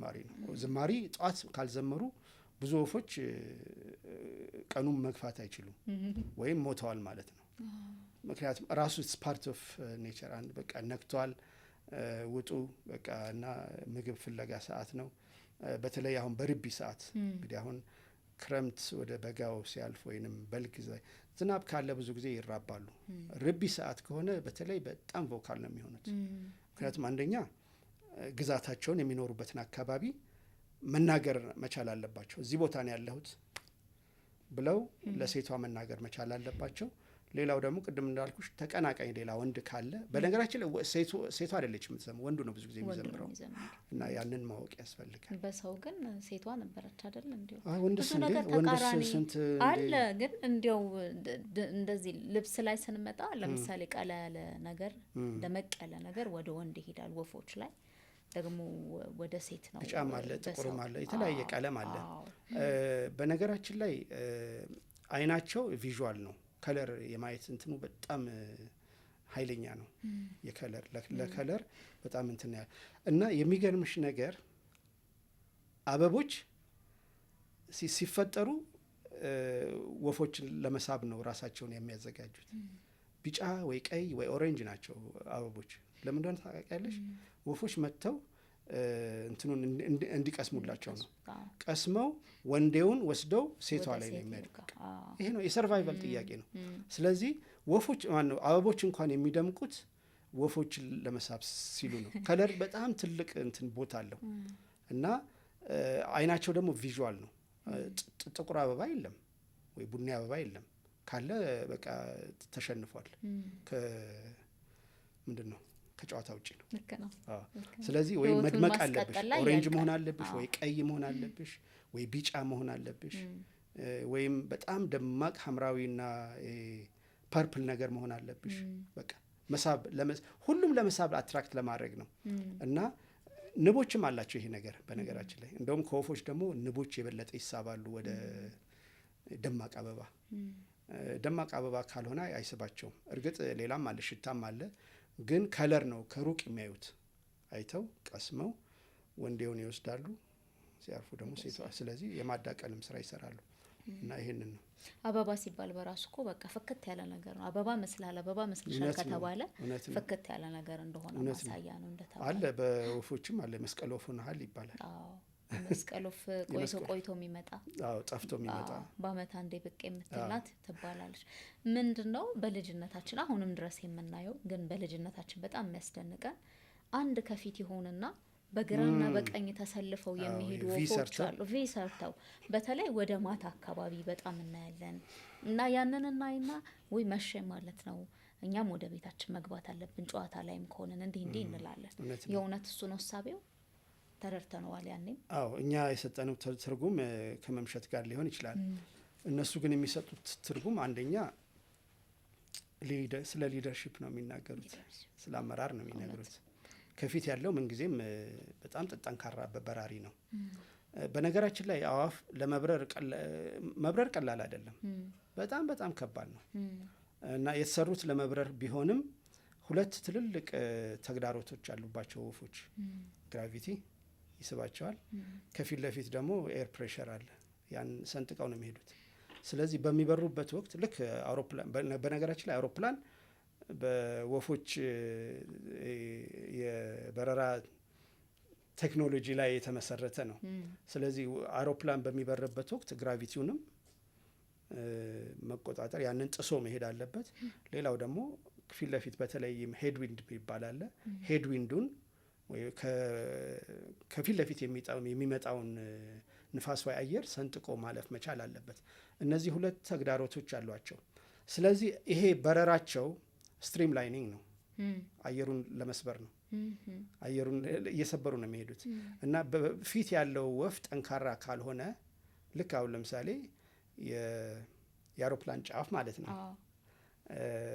ስለዚህ ይሄ ከስትሪም ላይኒንግ ጋር የተያዘ ነው እና ሰብሮ የማለፍ እንትን ነው። ሌላው የሊደርሺፕ ነው። ትልቅና ጠንካራ መሪ እንደሆነ ሌላውን ሊከተለው የሚገባ ወፍ ዋናው በቃ ይሄ ዋናው ትልቁ ማስተር እሱ እንደሆነ ነው የሚያሳየው። እና ሌላው ምንድነው እንግዲህ ሁል ጊዜ ሲበር እንደው ከሚበላበት ወቅት እስከሚሰፍሩበት ቦታ ድረስ ነው አብዛኛው ጊዜ እንደዚህ አይነት በረራ የሚካሄደው። ብዙ ጊዜ ምናልባት እነዚህ ትልልቅ ወፎች እንደ ጋጋኖች፣ አዲስ አበባ ዙሪያ አሁንም ጋጋኖች አሉ፣ እነሱ ናቸው እና ቁርዬዎች እንደዚህ አይነት ስርዓት የሚጠቀሙት። ከፊት ያለው ይደክማል ለማለት ነው። በሚደክምበት ወቅት ይቀየራል። ከሱ ኋላ ያሉት ጋሻ ጃግሬዎቹ ናቸው። እነሱ የሱም ቦታ ይይዛሉ እና እየተተካኩ ነው የሚሄዱት እና አንዱ ከመጀመሪያ ጀምሮ እስከ መጨረሻ አይዘልቅም። ስለዚህ መተካካትን አስተማሩ ማለት ነው። መተካካት ግዴታ ነው። አንዱ ሁሉን ተሸክሞ እድሜ ዘመኑን እስኪሞት ድረስ አይጠበቅም። ስለዚህ እሱ ሲደክም ሌላው የእሱን ቦታ ለመተካት ይሄዳል። ያኛው እሱ ወደ ኋላ ይሄዳል። በቃ ምክንያቱም የዛን ሰዓት ቀስ ብሎ ነው የሚበራው። ሌላው በሰነጠቀው፣ ሌላው በሰራ ውስጥ ነው የሚያልፈው። ስለዚህ የሚያስተምሩን ብዙ ነገር አለ። አንደኛ አየሩን ያው ከፊት ለፊት ያለን ምንድነው ተግዳሮትን ለማለፍ ህብረት ስራ እንደሚጠይቅ ነው የሚያሳዩት። ከፊት ለፊት ያለው ደግሞ የበለጠ ልምድ፣ የበለጠ ጥንካሬ፣ የበለጠ መሰጠት ያለው ስለሆነ እንዲመራ ይፈቀድለታል። ሲዳክም ደግሞ ሌላው እንዲተካው ይደረጋል። እኔ የምማረው እሱ ነው ከነሱ። እውነት ነው። አሁን ደግሞ ብናነሳው በጣም ደስ የሚለኝ ቀደም ብለው እንዳሉት ሰዎችና አዋፍ የተለየ ጥምረት ያለን ይመስላል። አሁን ለምሳሌ ጧት በወፎች ዝማሬ መንቃት አለ። በእርግጥ የዶሮ ጩኸትም ያነቃል፣ ግን የወፎች ዝማሬ ደግሞ መንጋቱን በደንብ የሚያበስሩ ናቸው። እሱ ብዙዎቻችንን ስለሚያስማማ እንዳልነው አሁን ስናያቸው ምሳሌ አነጋገራችን ላይ እንዲህ አይነት ነገሮች ይነሳሉ። ለምሳሌ የሉሲ የሚባል ወፍ አለ። የሉሲ አንሳ ይባላል። የጨረባ ተስካር ይባላል። እንግዲህ ይገናኛል አይገናኝም እናነሷለን። ጨረባ የሚባል ወፍ ዝርያ ስላለ ማለት ነው። እና በጣም ብዙ እንደ እርግብ ነው ይሄ ሰው፣ እንደ እርግብ ናት ይቺ ሴት ይባላል። የቁራ መልእክተኛ ይባላል። በጣም ብዙ ምሳሌዎች አሉን እንዲያው ጣል የምናደርጋቸው ግን ኃይላቸው ጠንከር ያለ። እስኪ እናንሳ። የሉስ ምን አይነት ይሆን? እንዲያው የሉስ በነገራችን ላይ አንድ ዝርያ አይደለም፣ ብዙ ናቸው። እንግዲህ የሉስ ትልቅ አሞራ ነው። ንስር የንስር ዝርያዎች ነው እና አንድ ዝርያ ብቻ አይደለም። እሱ ነው የተረዳሁት። ምክንያቱም በአማራውም በኦሮሞውም በተለያየ ቦታ ሳይ የሎስ የሚባል የለም። የሎስ ተብሎ የተመደበ ወፍ የለም። ግን የሆነ ትልቅ ነገርን ከሱ በላይ የሆነ ነገርን አንስቶ የሚሄድ አሞራ ነው እና ንስር እንደሆነ ይገባኛል። ግን ከአቅሙ በላይ የሆነ ትልቅ ነገር ወይም አቅሙ ከፈቀደለት በላይ ይዞ ሊሄድ እንደሚችል ከሄደም ያ ነገር እንደማይመለስ ነው። ስለዚህ ኦልሞስት እርግማን ነው። የሎሲ አንሳህ ማለት ትልቅ እርግማን ነው። በቃ እግዚአብሔር ያንተን ነገር ያሳየኝ፣ በቃ ይጥረግህ ይውሰድህ እንደማለት ነው። ምክንያቱም የሚመጣ ነገር ወስዶ ይውሰድህ ነው። ምክንያቱም እሱ ከወሰደሽ የመዳንን ትንሽ በጣም ትንሽ ነው። አንደኛ ጥፍሩ ራሱ ይወጋሻል። ቢለቅሽ እንኳን ትሞቻለሽ ማለት ነው፣ ከአየር ላይ ቢለቅሽ ማለት ነው። ስለዚህ ከወሰደሽም ደግሞ ጎጆ ነው የሚወስድሽ። የልጆቹ ራት ወይ ምሳ ነው የምትሆኙ ማለት ነው። ስለዚህ ያው ከባድ ነው ማለት ነው። እነዚህ ትልልቅ አሞራዎች የተፈጠሩት ሌላውን ለመብላት ነው። ሌላውን ለመብላት ነው ስልሽ ልክ አሁን አንበሳ ወይ ነብር ወይንም ጅብ የተዘጋጀ በቃ አሁን ለምሳሌ እኛ ይሄ ጩቤውን አውጥተን ቢላውን አውጥተን ስለን ሻጥ አድርገን እነሱ ግን ይዘውት ነው የሚዞሩት በጥርሳቸው የሆነ ስለቱን ልነግርሽ አንቺ ሌላ ይቅርና ድመትሽ እንኳን ድመትሽ ወቅታሽ ኮከ በቃ እኔ አሁን ለምሳሌ ጥፍራቸው ምን ያህል ስል እንደሆነ የምላጭ ያህል ነው ስትቧጭር። አዎ እና ከባድ ነው እንግዲህ ኦልሞስት ሰውን የሚያክል አንቺን ያህል የሚመዝን አሞራ አለ። በጣም ትልልቅ አሉ 40-50 ምናምን ኪሎ የሚመዝን አለ። ትልቁ እሱ ይመስለኛል ኒርሊ 50 ኪሎ። እኛ ሀገር የለም ደግነቱ እንጂ አሉ ሌላ 20 ኪሎ እስከ 20 ኪሎ እስከ 18 ኪሎ የሚመዝን አሞራ አለ። እሱን አስቢ። ዝንጀሮ ምናምን ወይም ድኩላ የሚያክል ትንሽ ፍየል ይዞ ሊሄድ ይችላል። ጉሬዛ ምንም ችግር የለውም ለሱ ይዞት ይሄዳል። ስለዚህ ትንንሽ ልጆች አደጋ ውስጥ ነው የሚሆኑት። እነሱ መሰለኝ የሎስ የሚባሉት እነዚህ ትልልቆቹ። አሁን ለምሳሌ ደጋ አካባቢ እዚሁ ደብረ ሊባኖስ፣ ባሌ እና ሰሜን ተራሮች ላይ አንድ ወፍ አለ ሽኮኮችን ብቻ የሚበላ። በቃ የሽኮኮ ጠላት ነው። ሽኮኮ ነው እየበላ የሚኖረው ማለት ነው። ሽኮኮች ድንጋይ ውስጥ የሚኖሩ እንስሶች ናቸው። እነሱን ነው ሲመጣ ራሱ አያዩትም። አንደኛ ሁኔታቸውን ያያል፣ ከኋላቸው ይዞርና በጣም ፍጥነት አይደለም እና ብድግ አድርጓቸው ነው የሚሄደው። እና አሁን ለምሳሌ እንደ ሰስም ደጋ ላይ ድንጋያማ ቦታ ነው የሚል እሱን እንኳን ማንሳት ባይችሉ ይገፈትሩታል ገደል ውስጥ። ከገፈተረሽ በኋላ ቀስ ብለሽ መሬት ላይ ሄደው ለለቅመው ይበሉታል።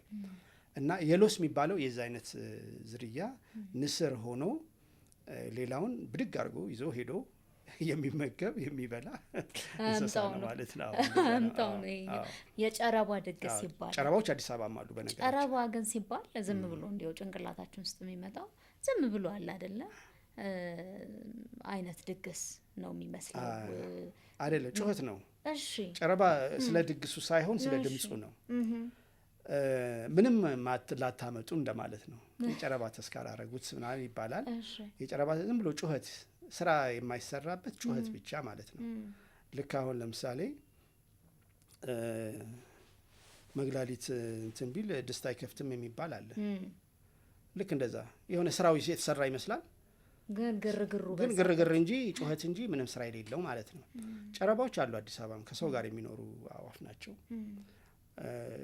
ጧጧት እነሱን ትሰሚያለሽ። በነገራችን ላይ በዛት ሆነው ስለሚጮሁ ዊቨሮችም አሉ፣ እነሱም ሊሆኑ ይችላሉ የሚል እምነት አለኝ። በጣም በተለይ ቀን ላይ 4-5 ሙቀት በሚሆንበት ሰዓት አንድ ቦታ ይሰበሰቡና ጩኸት በጩኸት ነው የሚያደርጉት። ለነሱ ያ ትርጉም አለው። ቅድም እንዳልኩሽ የኮንታክት ኮል ነው፣ መገናኛ መወያይ ነው። ግን ለእኛ እንደ ስራ ፈት አድርገን ነው የምናየው። የስራ ፈት ስራ ነው። ምን ድምጻቸውን በቃ ይጮሃሉ፣ ያደነቁሩናል ነው። ማደንቆሪያ እንደማለት ነው። በነገራችን ላይ የጨረባ ተስካር ማደንቆሪያ፣ ስራ ውጤት የሌለው ማደንቆሪያ እንደማለት ነው። እና ዝም ብሎ ጩኸት እና አንዳንድ ጊዜ አንዳንድ ሰውም ዝም ብሎ በቃ ግርግር ይፈጥራል። ስራውን ግን ሳምንቱ መጨረሻ ላይ ወይ ቀኑ መጨረሻ ላይ ምንም ነገር አልተሰራም እና ወከባም ይወዳል። እንደዛ እና ሆይ ሆይ ሆይ ሆይ ሆይ እንዴ ግን ስራው የት አለ እስቲ እሱማ እኮ ቆዳ ምናምን ነው ይልሻል። እንደዛ አይነት ሰው ቆይ እሱማ እንደርሳለን ምናምን ይልሻል እና ስራው አይሰራም። ስለዚህ በቃ ይሄ እንትን ማድረግ መነጋገር ምናምን። ስለዚህ መነጋገር ብቻውን ውጤት የለውም። በእኛ አሁን ሳይሆን እና ወደ ውጤት መሄድ አለብሽ። አክሽን የሌለው ስራ ነው። አክሽን የሌለው ስራ የጨረባ ተስካር ይባላል በእኔ አባባል። እና ከባድ ነው እኮ አባባሉ። እንደውም በዛሬ ዘመን ብዙ ነገር ልናይበት ይገባል። ምክንያቱም ከማውራት መስራት ብዙ ታክሲ ላይ እኮ ይለጠፋል። ከማውራት መስራት ይለየለን ወሬ ብዙ ነገር አለ። ግን ወደ ስራው እንምጣ ነው። የጨረባ ተስካር አታርጉት ይባላል። እና እኛ አሁን በተስካር ነው የምናየው። ምክንያቱም ሁሉ ጊዜ ጩኸት ከለቅሶ ጋር ስለምናይ ማለት ነው። ለምን ተስካር ተባለ? ለምን የጨረባ ሰርግ አይባልም ነበር? ተስካር የተባለው ምናልባት የሚያለቅሱ ስለሚመስላቸው ይሆናል ሰዎች። ይሄ እንግዲህ የእኛ አተረጓጎም ነው፣ የእነሱ አይደለም፣ የእኛ ነው። እነሱን በእኛ አይን ስላየናቸው ነው። ስለዚህ እንደ ለቅሶ ግን ያው ምንም ውጤት የሌለው ነገር እንደሆነ ነው የሚያሳየው። እርግብ ናት፣ እርግብ ነው አለ ቅድም እንዳልነው። የቁራ መልእክተኛም ቁራ መልእክተኛ ከባይብል ጋር የተያያዘ ነው። ሄዶ የሚቀር ነው። እርግቧ ተላከች፣ መታ የወይራ ዝንጣፊ ይዛ መጣች። እሱ ግን ሄደ። ግን በነገራችን ላይ ቁራ ባይመለስ እኔ አይደንቀኝም። ቁራ ብልህ ነው። በነገራችን ላይ የ7 ዓመት እድሜ ካለው ልጅ እኩል እንደሚያስብ ታውቂያለሽ? የዛን ያህል አእምሮ አለው። አታታልዩም፣ አትሸውጂውም። ኢንቴሊጀንሱ የዚያን የመማር እኔ አሁን ለምሳሌ ሰዎች ከወፎች የትኛው ነው በነገራችን ላይ የወፎች ባህል ምለው ላይ ስለሱ ብዙ ነገር እጠቅሳለሁ። ቁራን የመሰለ ኦልሞስት ኒል ከሰው እኩል የሚያስብ እንስሳ የለም። አሁን ሰው ዶልፊን፣ ቺምፓንዚዎች፣ ጎሪላ፣ ዝሆን ራሱ በጣም ከፍተኛ እውቀት አለው። አሳማ፣ ውሻ፣ እነዚህ ሁሉ በጣም አእምሯቸው የበሰለ ነው። እንደ ቁራም ያክል የለም። ቁራን በፍጹም ልታለል ካልቻለ አንደኛ ብትበድዩ አይረሳሽም። እድሜሽን ዘመኖቹ የፈለገ ልብስ ለብሰሽ ብትወጪ ያውቅሻል። እኔ ሰው እኮ ይሸወዳል፣ እሱ አይሸወድም። እንደዛ ፍቅር የሚያውቅ ሐዘን የሚያውቅ እንትን ምንድን ነው መልካም ነገር ስታደርጊለት የሚያውቅ አጸፋ የሚመልስ እንደዛ አይነት እንስሳ ነው። ግን የዛን ያህል ደግሞ ዘረኛ፣ ሌላውን የማይወድ የራሱን ነገር ብቻ የሚወድ ሌላውን ያጠፋል። ይህን ታውቂያለሽ? ቁራ ባለበት እኮ ሌላ እንስሳ ሌላ ወፍ መኖር አይችልም። ራሱን ዘሩን ብቻ ነው የሚወደው እንጂ ሌላውን ያጠፋል። ስለዚህ ብዙ ነገር እንደ ሰው ነው፣ የራሱን ነው እንጂ የሰውን እንትን አይልም። የዛን ያህል ግን በጣም አስተዋይ ነው። በጣም ብልጥ ነው። እና ይሄ ዘር የሚለውን ነገር ራሱ በጣም እኔ አይቻለሁ። አንድ ጊዜ የሆነ ቦታ ላይ ራሴ ያየሁት ነው፣ ግን ከተጻፈም ውጭ ማለት ነው። ቁራ ባለበት ሌላ ወፍ በተለይም ስጋ በል የሆነ ወፍ መኖር አይችልም። ቁራ ባለበት ሌላ ወፍ ጎጆ ኖሮት ማሳደግ አይችልም።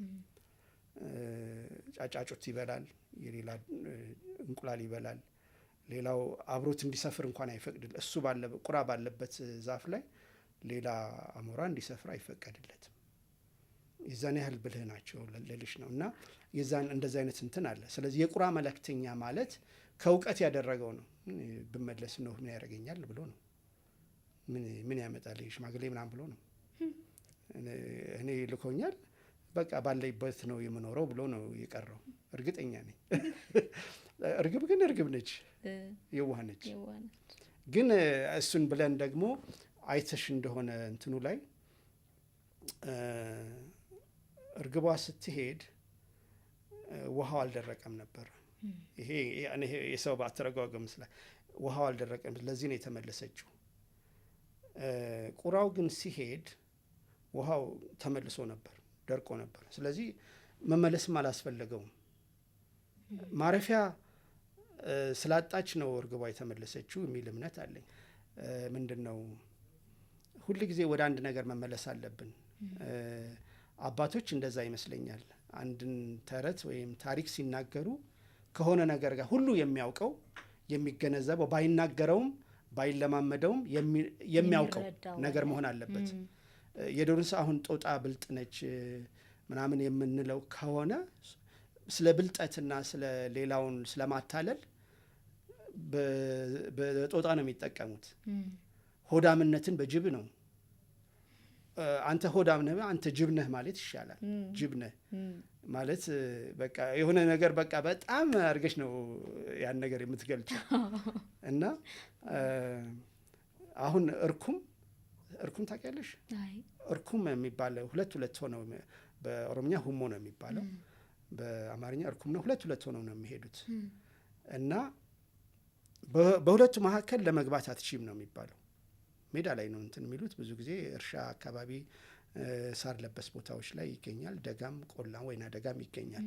በሁለቱ መካከል ወንድና ሴት ሆነው ነው የሚሄዱት። በሁለቱ መካከል ማለፍ አትችይም።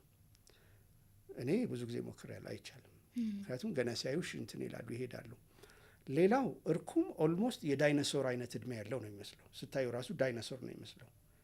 ይሄ ቲሬክስ ምናምን በነበሩበት ሰዓት የነበረ ነው ወይ ዓለም ስትፈጠር የነበረ ወፍ ነው። ስታዩ ያስታውቃል። ዘመናዊ ወፍ አይደለም።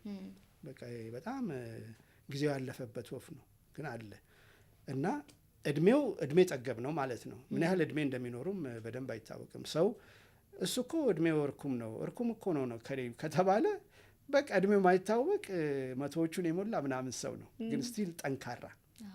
እንደዛ ነው እርኩም። እና አሁን ስለ እርኩም ሲወራ እርኩም ካወራሽ አንደኛ በሁለቱ መካከል በፍቅራቸው መካከል ሰው ሊገባ እንደማይችል ነው። ሌላው ደግሞ ከሌኮ እርኩም ነው ከተባለ በጣም ረጅም እንደውም እድሜውን የማይታወቅ ሰው ነው። ለምሳሌ አሁን እድሜው ረጅም ነው ከሌ ምናምን ከሌ ማርኩም አይደል እንዴ ነው የሚባለው። እኛን እያስረጀ እሱ አለ አይነት ነገር። እሱ አለ እንደዛ ይባላል። እና የዛ አይነት ሁኔታ አሁን ይሄ ካለፍሽበት ከምናውቀው ምሳሌያዊ እንትን ወፎችን መጠቀም በጣም ውብ ነው። እሷማ እኮ እግረ አለላ ሶረኔ ነች ከተባለ ተረከዟ የሚያምር ሴት ነች። ቀይ በጣም ሶረኔ የምትባል ቆቃለች። በጣም ቀይ እግር አለላ ቀይ ታውቂያለሽ? አለላ ታውቂያለሽ? በቃ የአለላ ቀይ ልክ ያንን በነገራችን ላይ አለላ ቀይ እኔ ያወጣሁት እንትን ነው። አለላ ቀይ የሆነ ቀለም አለ።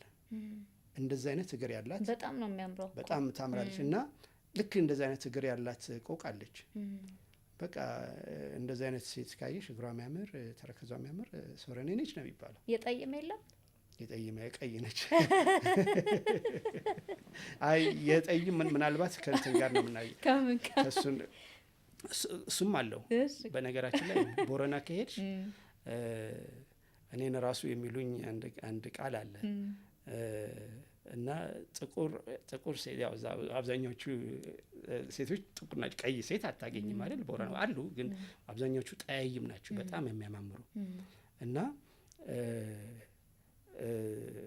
እንደዚህ አይነት ሴቶች በጣም የሚያምሩት ስም አላቸው እና ያንን ስም ነው የሚጠቀሙበት እና ስለዚህ ለጠይምነትም ውበት አለው ልልሽ ነው። እንደዛ የሆኑ ወማዮች አሉ፣ ወማይ ወፍ የሚባሉ አሉ፣ ሱፐርብ ስታርሊንጎች አሉ። እነዛን በዛ ስም ይጠቀማሉ እና በጣም የምታምር የምታብረቀርቅ በቃ ፀሐይ ሲነካት ውበቷ የሚወጣ ወፍ አለች እዛ አካባቢ እና በዛ ይጠቀማሉ ልልሽ ነው። እንዲያው ቀያዮቹን ጠቃቅሰን ጠያይሞቹን እኛን እንዳንረሳ ብለን አለ አውቄያለሁ። እንደዛ እስቲ ለምን እንዳሻቃለ። እሺ ወደ ትምህርቶት እንመለስ። ቅድም እንዳሉት 2 አመት ተምረው መጡ። አዲስ አበባ ዩኒቨርሲቲ የነበረው ትምህርት ተቋረጠ፣ ስኮላር ተገኘና ወደ ታንዛኒያ ሂደው ትምህርት ተምረው ተመለሱ። ከዛ እንዴት ሆነ? ኦኬ እንግዲህ ያው ትምህርት ጨርሼ ስመጣ 73 ላይ ነኝ። እሺ 73 ያው ቀጥታ ወደ ሰሜን ፓርክ ነው የተመደብኩት። 73 ማለት በጣም አስቸጋሪ ጊዜ ነው ስላልነበርሽ ምናልባት 73 ማለት የቀይ ኮከብ ጥሪ የሚባልበት ዘመን ነበረ። ኢትዮጵያና ኤርትራ በጣም ከባድ ውጊያ ላይ ነበሩ። እኔ ደግሞ የተመደብኩት የት ነው? ደባርቅ። አስቢ ያ ሁሉ ጦር የሚያልፍበት የኢትዮጵያ ጦር የሚያልፍበት ቦታ ላይ ነው። በዛን ሰዓት ሌላም ፕሮብሌም ነበረው። ምክንያቱም ከትግራይም ጋር ደርግ ከተሀት ጋር ውጊያ ነበረ። ስለዚህ ሰሜን ፓርክ በጣም አስቸጋሪ በጦርነት የታጠረ አውድማ ነበር ለማለት እችላለሁ። በጣም ከባድ ነበር ለኔ። ከዛ በላይ እኔ የጠበቅኩትና ያገኘሁት አንድ አልሆነብኝም። ኦልሞስት ተስፋ የሚያስቆርጥ ነገር ነበረ በዛ ሰዓት። እኔ ዱር እንስሳት ባለሙያ ነኝ። እንድሰራ ግን የሚፈለገው ከሰው ጋር ነው። እኔ ሰው ስሸሽ የኖርኩ ሰው ነኝ። ሰው በነገራችን ላይ እኔ አሁን ነው ኮሚኒኬሽን እንደዚህ ቁጭ ብዬ ሰው ማውራት የቻልኩት እንጂ ኦልሞስት የአውሬ ጸባይ ነበረኝ። የዱር እንስሳት ባለሙያ ስባልም ሁልጊዜ ከዱር እንስሳት ጋር የምኖር ነበር የመሰለኝ። ታንዛኒያም ይሄን ነገር አላስተማሩንም።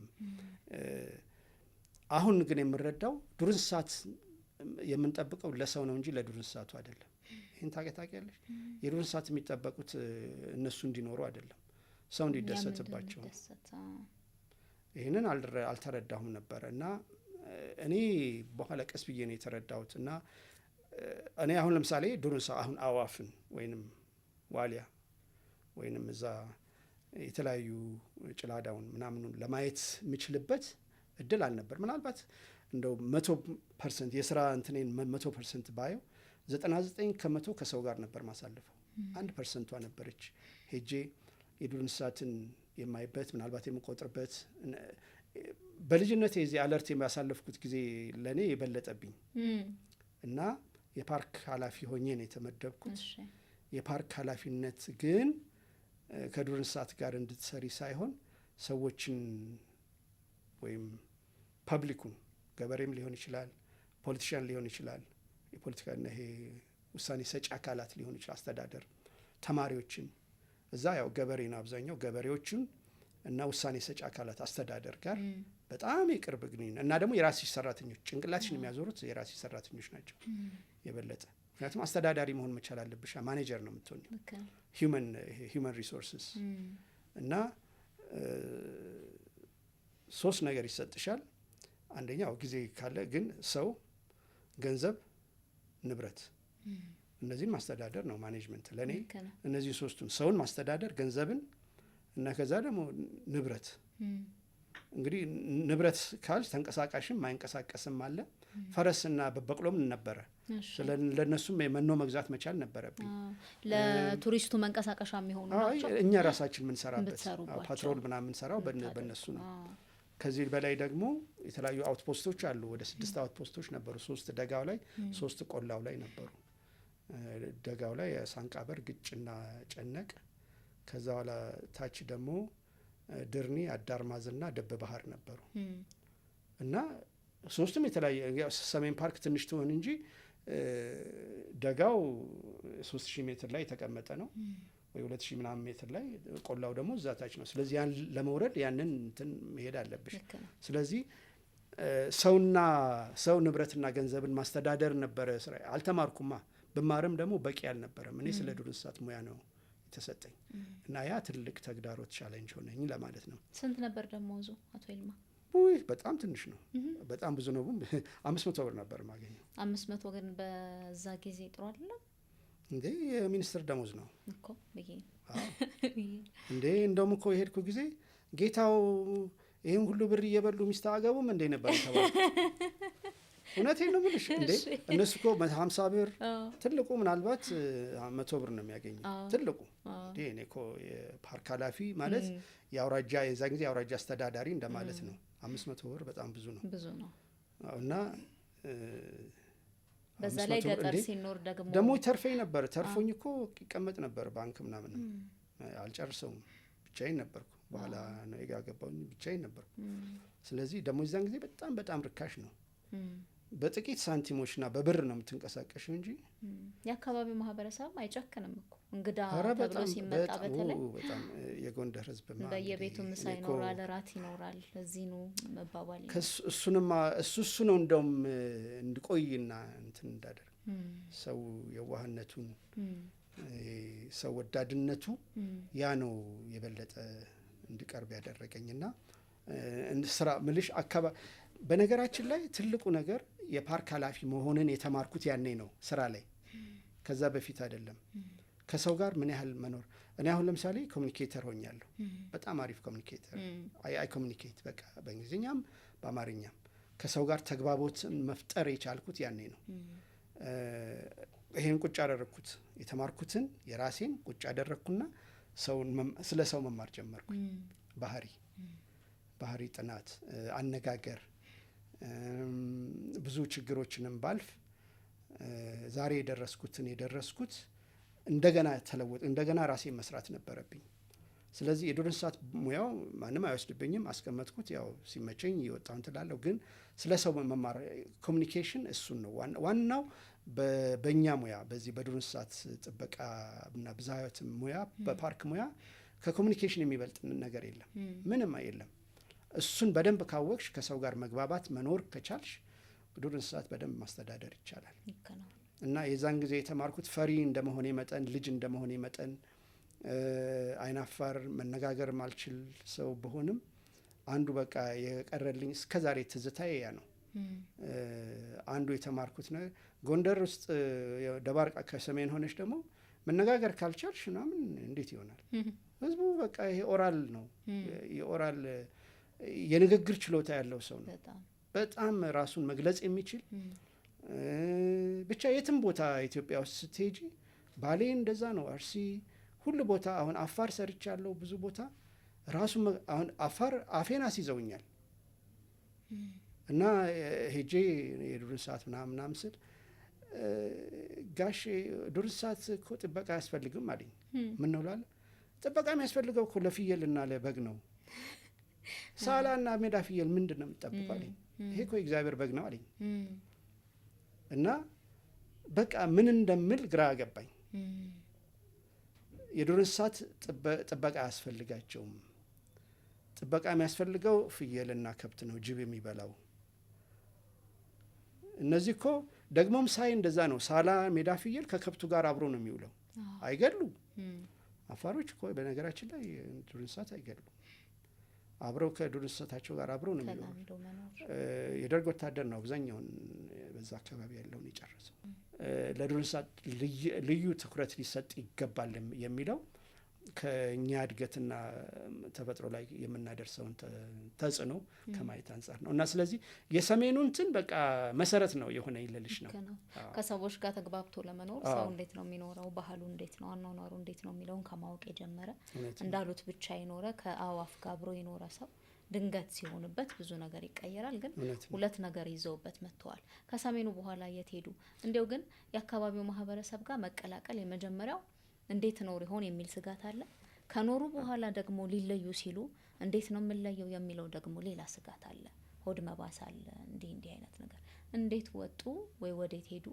ከዛ እንዴት ነበር ሁኔታው? ከዛ ሲወጡ ደግሞ ወይል እንግዲህ እኔ ከዛ እንደወጣሁ ያ እንግዲህ ራሳ ነው ሄድኩት አፋር። እንግዲህ 73 74 ከ75 ጀምሮ እስከ 77 አፋር ነበርኩኝ። አይከፋም መነጠል እንዲህ ለኔ ምልሽ ሰሜን ፓርክ እስከ ዛሬ ትዝታዎች አሉኝ። የማረሳቸው አንደኛ መጀመሪያ ባለቤቴንም እዛ ነበር ያገባሁት። 500 በስቷ ላይ አያገቡም ሲባሉ አገባሁ። እንዴት ሆነ? እንዴ ጎረምሳ ነበርኩ። ስለዚህ ብዙም ያው ሴቶች ግዴታ መኖር መች ደግሞ ለእኔ በጣም ጥሩ አጋጣሚ ነው። ምክንያቱም በዛ አይነት ሁኔታ ውስጥ ሚስት ማግባት ከደባርቅ ወይም የጎንደር ልጅ ማግባት ለእኔ ትልቅ ነገር ነው። ምክንያቱም አንደኛ ባህሉንም ውስጤ በጣም እንደተቀበለው ነው የሚያሳየው። ሌላውም ደግሞ አካባቢው ምን ያህል እንደተቀበለኝ ነው የሚያሳየው። ስለዚህ ለእኔ አተረፍኩ እንጂ ምንም ያጣሁት ነገር የለም። እንዴት ነበር ጋብቻው የተመሰረተው? ጋብቻው በጣም ሲምፕል ነው። ይሄ እንደዛሬ ይሄ ቬሎ ምናምን የለም። እርግጥ ያው አለ፣ ግን ምልሽ በጣም ሲምፕል ነው። እንትን ምንድነው ጫጉላ ጊዜያችንን ሳንቃብር ነው ያሳለፍነው እና ስለዚህ በዛ ጊዜ እዛ አልወለድንም። በእርግጥ በኋላ ያ እንግዲህ ራሳ ከሄድን በኋላ ነው የወለድነው። እዛ እያለን አልወለድንም። ግን ዋናው ነገር ምንድነው ብዙ ነገርን አስተማረኝ። እንግዲህ አንደኛ ራሴን በስራዬ ብዙ ነገርን ተማርኩ፣ ራሴንም ደግሞ አገኘሁ ማለት ነው። ራሴን ያገኘሁት ምንድነው ሳገባ ራሴን አገኘሁ። ምክንያቱም ምን ያህል እንደተረጋጋሁ ነው የሚያሳየው። መጀመሪያ የነበረኝ አመለካከትና በኋላ ሲሄድ ያው የቅሬታና እንትን አለ። ግን ያው እስካሁንም ሰዎች እንደ ጎንደሬ ነው የሚያዩኝ እንጂ እዚህ አዲስ አበባ ያደግኩም አይመስላችሁም። ቋንቋዬን እስከምቀይር ማለት ነው። ስለዚህ እንዲህ እያለ ቀጠለ። ከጎንደር ወደ አፋር፣ ከአፋር በኋላ የት ሆነ? ከአፋር በኋላ ወደ ኦሞ ሄድኩኝ። ወደ ኦሞ። እሺ። ከኦሞ ወደ ባሌ። ወደ ባሌ። ባሌ መጨረሻ ባሌ ላይ ነበር። ከባሌ ወደ አዲስ አበባ መጣ። ወደ አዲስ አበባ መጡ። ከዛ ወደ አዋፉ ደግሞ ድጋሜ ያዘነበሉ? አይ በነገራችን ላይ ከአዋፍ ጋር እድሜ ዘመኔን ሁሉ ነው የኖርኩት።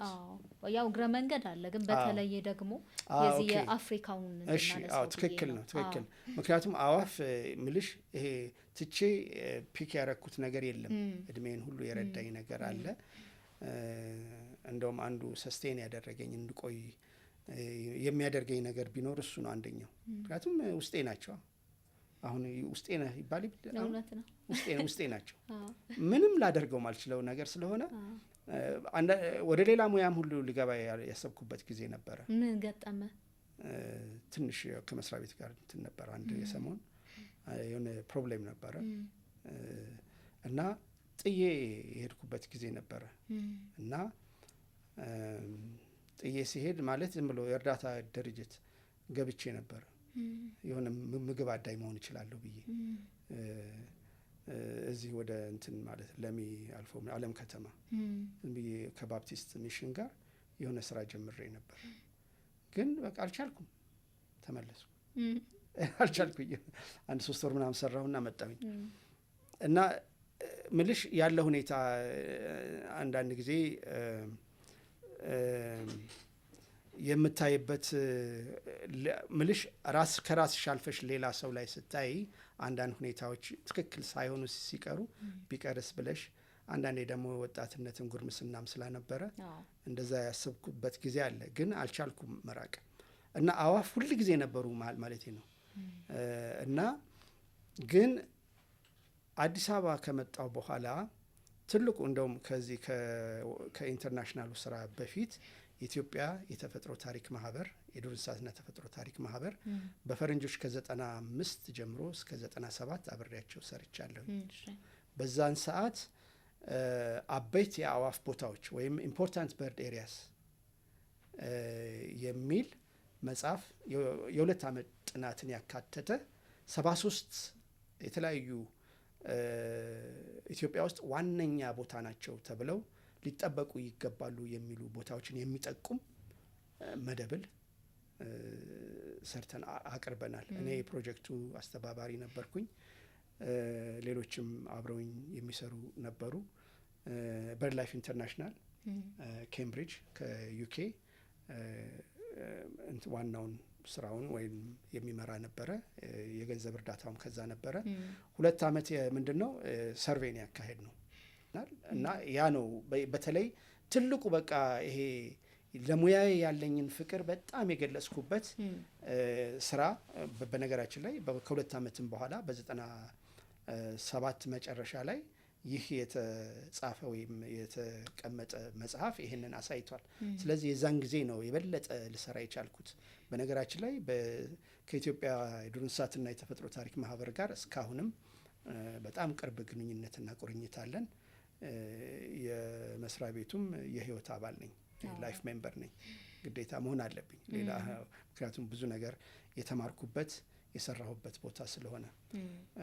ከዛ በኋላ ግን ያው ወደ ውጭ ቅድም የጠቀሽውን ስራ ሄጃለሁኝ። IUCN ጋር የዓለም አቀፍ የተፈጥሮ ሀብት ጥበቃ ቢሮ ነው እና ኢስት አፍሪካን ሪጂናል ኦፊስ የሚለውን IUCN ኢሮ ናይሮቢ ውስጥ ለ4 ዓመት ሰርቻለሁ። የዛን ጊዜ ስሰራ ግን አዋፍ ላይ ሳይሆን ውሃ አዘል ቦታዎች ላይ ነበር ስሰራ የነበረው። ግን እዛም በጣም ብዙ እድል አለ። ምክንያቱም ውሃ አዘል ቦታዎች ላይ ከሄድሽ አዋፍ አሉ፣ የሌሉበት ቦታ የለም። አዋፍ ሁሉ ቦታ ነው ያሉት እና በዛን ሰዓት ያው ይሄ ኢንተርናሽናል እንትኑ በህይወቴ የኢንተርናሽናል ወይም የዓለም አቀፍ አካል የሆነው የስራ ልምዴ በዛ ሰዓት አዳብር ያለው ማለት ይችላል። ውጭ ያሉ ሰዎች ወይም የሌሎች ሀገራት ዜጎች እንደው የሚታይ የሚጎበኝ ብለን እኛ የምናስበው አለ አይደለም አዋፍ ሳይሆን ሌሎች የቱሪስት መስህቦች ብለን የምናስባቸው ቦታዎች ይኖራሉ። እንደነበሩበት የሰሜን ብሔራዊ ፓርክ ተራሮች ብሔራዊ ፓርክ ሊሆን ይችላል፣ እነ ላሊበላና አክሱም፣ በጣም ብዙ እነ ሶፍ ዑመር፣ ብቻ ብዙ ኢትዮጵያ ያሏት ቦታዎች ሲጎበኙ እናያለን። በእርግጥ እንደፈለግ ነው ወይ እንዳለን ነው ወይ ሲባል አይደለም የሚለው መልስ የሚመለስበት ነው። አዋፍን በሚመለከት ማለት ነው። አይ እንዲያው ጉብኝትን በአጠቃላይ በሚመለከት ግን አዋፍ ላይ ከኛ የበለጠ የሌሎች ሀገራት ዜጎች የተለየ ትኩረት እንደሚሰጡ ሰማሁን ወይ ደግሞ ሲነገር እንሰማለን። አዋፍን የመጎብኘት ባህል አለን እኛ? ባጭሩ የለንም፣ እውነቱን ለመናገር የለንም። እኔ እንጃ። እኔ ምናልባት ኢቭን ትልልቅ ዱር እንስሳትንም አንጎበኝም። ምናልባት እንደ የከተማ ሰዎች አዲስ አበባ ሰዎች የሆነ ፓርክ ሄደው ጎበኙ። የሀገር ውስጥ ጎብኚዎች አሉን፣ የሀገር ውስጥ ጎብኚዎች አሉ። ለምሳሌ አዋሽ ፓርክ ወይ አብያታ ወይ ባሌ የተለያዩ ቦታዎች ይሄዳሉ ይባላል። ግን ካለን የፖፑሌሽን ወይም የህዝብ ብዛት አንጻር ስናይ በጣም ትንሽ ነው፣ በጣም ትንሽ ነው። አሜሪካ ውስጥ እኮ ወደ 40 ሚሊዮን ምናምን 40 ሚሊዮን ከ40 ሚሊዮን ያላነሰ ሰው በርድ ዎቸር ነው። 40 ሚሊዮን አስቢው ምን ያህል ኢንዱስትሪ እኮ ነው፣ ኢንዱስትሪ ነው በቃ። እና እነዚህ ሰዎች ደግሞ ከአሜሪካ ብቻ አይደለም፣ ደቡብ አሜሪካ ይሄዳሉ፣ አውሮፓ ይሄዳሉ፣ አፍሪካ፣ አውስትራሊያ ይሄዳሉ። ምን ያህል ተባለው አማዞን ደግሞ በጣም ብዙ ቅርብ ስለሆነ በጣም እና ከዛ አንጻር በጣም ብዙ ነገር የሚጠበቅብን አለ ብዬ አስባለሁ። ግን ያው ምናልባት ይሄ ያስተሳሰብ እንትን ነው ያለንበትም ደረጃ ነው ምልሽ። አሁን ልጆቻችንን ማስተማር የሚገባን እንደዚህ አይነት ትምህርት ነው፣ ከተፈጥሮ ሀብት ከተፈጥሮ ጋር እንዲስማሙ። ስለዚህ አዋፍ በርድ ዎቺንግ ሌላ ስቴጅ ነው፣ ሌላ ዓለም ነው። እዛ ላይ ለመድረስ መሰረታዊ የአካባቢ ትምህርት፣ የአካባቢ ጥበቃ ትምህርት፣ ሰውና ተፈጥሮ የተሳሰረ አብሮ የሚኖር መሆኑን ማስተማር መቻል አለብን። ስለዚህ ያ ሳይሆን በፊት እኔ አሁን ራሱ ብዙ ጊዜ ስለ አዋፍ ጥበቃ ሳይሆን ወይም ስለ እጽዋት ጥበቃ ማውራት ይሻላል፣ ስለ አፈር ጥበቃ። ምክንያቱም ደን ተጠበቀ ማለት ብዙ ጊዜ ወፍም ይጠበቃል። ስለዚህ የተፈጥሮ ሀብት ጥበቃን የበለጠ ስለ ኢንቫይሮንመንት ማስተማር መቻል አለብን። አዋፍ ብዙ ጊዜ እንደ መግቢያ በር ይሆናሉ፣ መድረክ ናቸው ሰዎችን ለመድረስ። ምክንያቱም የትም ቦታ ይገኛሉ፣ ከተማ፣ ገጠር፣ ከፍታ፣ ዝቅታ፣ ቆላ፣ ደጋ ሁሉ ቦታ ይገኛሉ። እኔ አሁን ብዙ ጊዜ የምጠቀምበት ለኮሚኒኬሽን አዋፍን ነው። አንደኛ ቅድም እንዳልኩሽ ውስጤ ናቸው። ሁለተኛ ግን እነሱን ለመግለጽና ስለ እነሱ ለማውራት በጣም ቀላል ነው። የትም ቦታ ልጆችን ይዘሽ ሄደሽ ወጣቶችን፣ ታዳጊዎችን አዋፍን እያሳየሽ ብዙ ነገሮችን እንዲቀርላቸው ማድረግ ትችላለች። ከጥበቃ ውጪ ሰው በአካባቢ ላይ ስለሚያደርሰው ተጽዕኖ ማስተማር ትችላለች። ስለ ፖሉሽን ወይም ይሄ ብከላ ማስተማር ትችላለች። ስለ ኬሚካል፣ ስለ ክላይሜት ቼንጅ ማስተማር ትችላለች።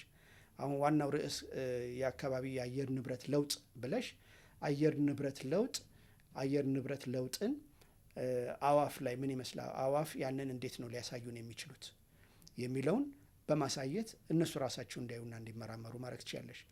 ሌላው አሁን ለምሳሌ ስጋ በል እንስሳ በተለይም ጥንባንሳ ምንለዋለ፣ ስሙም ራሱ ይከብዳል።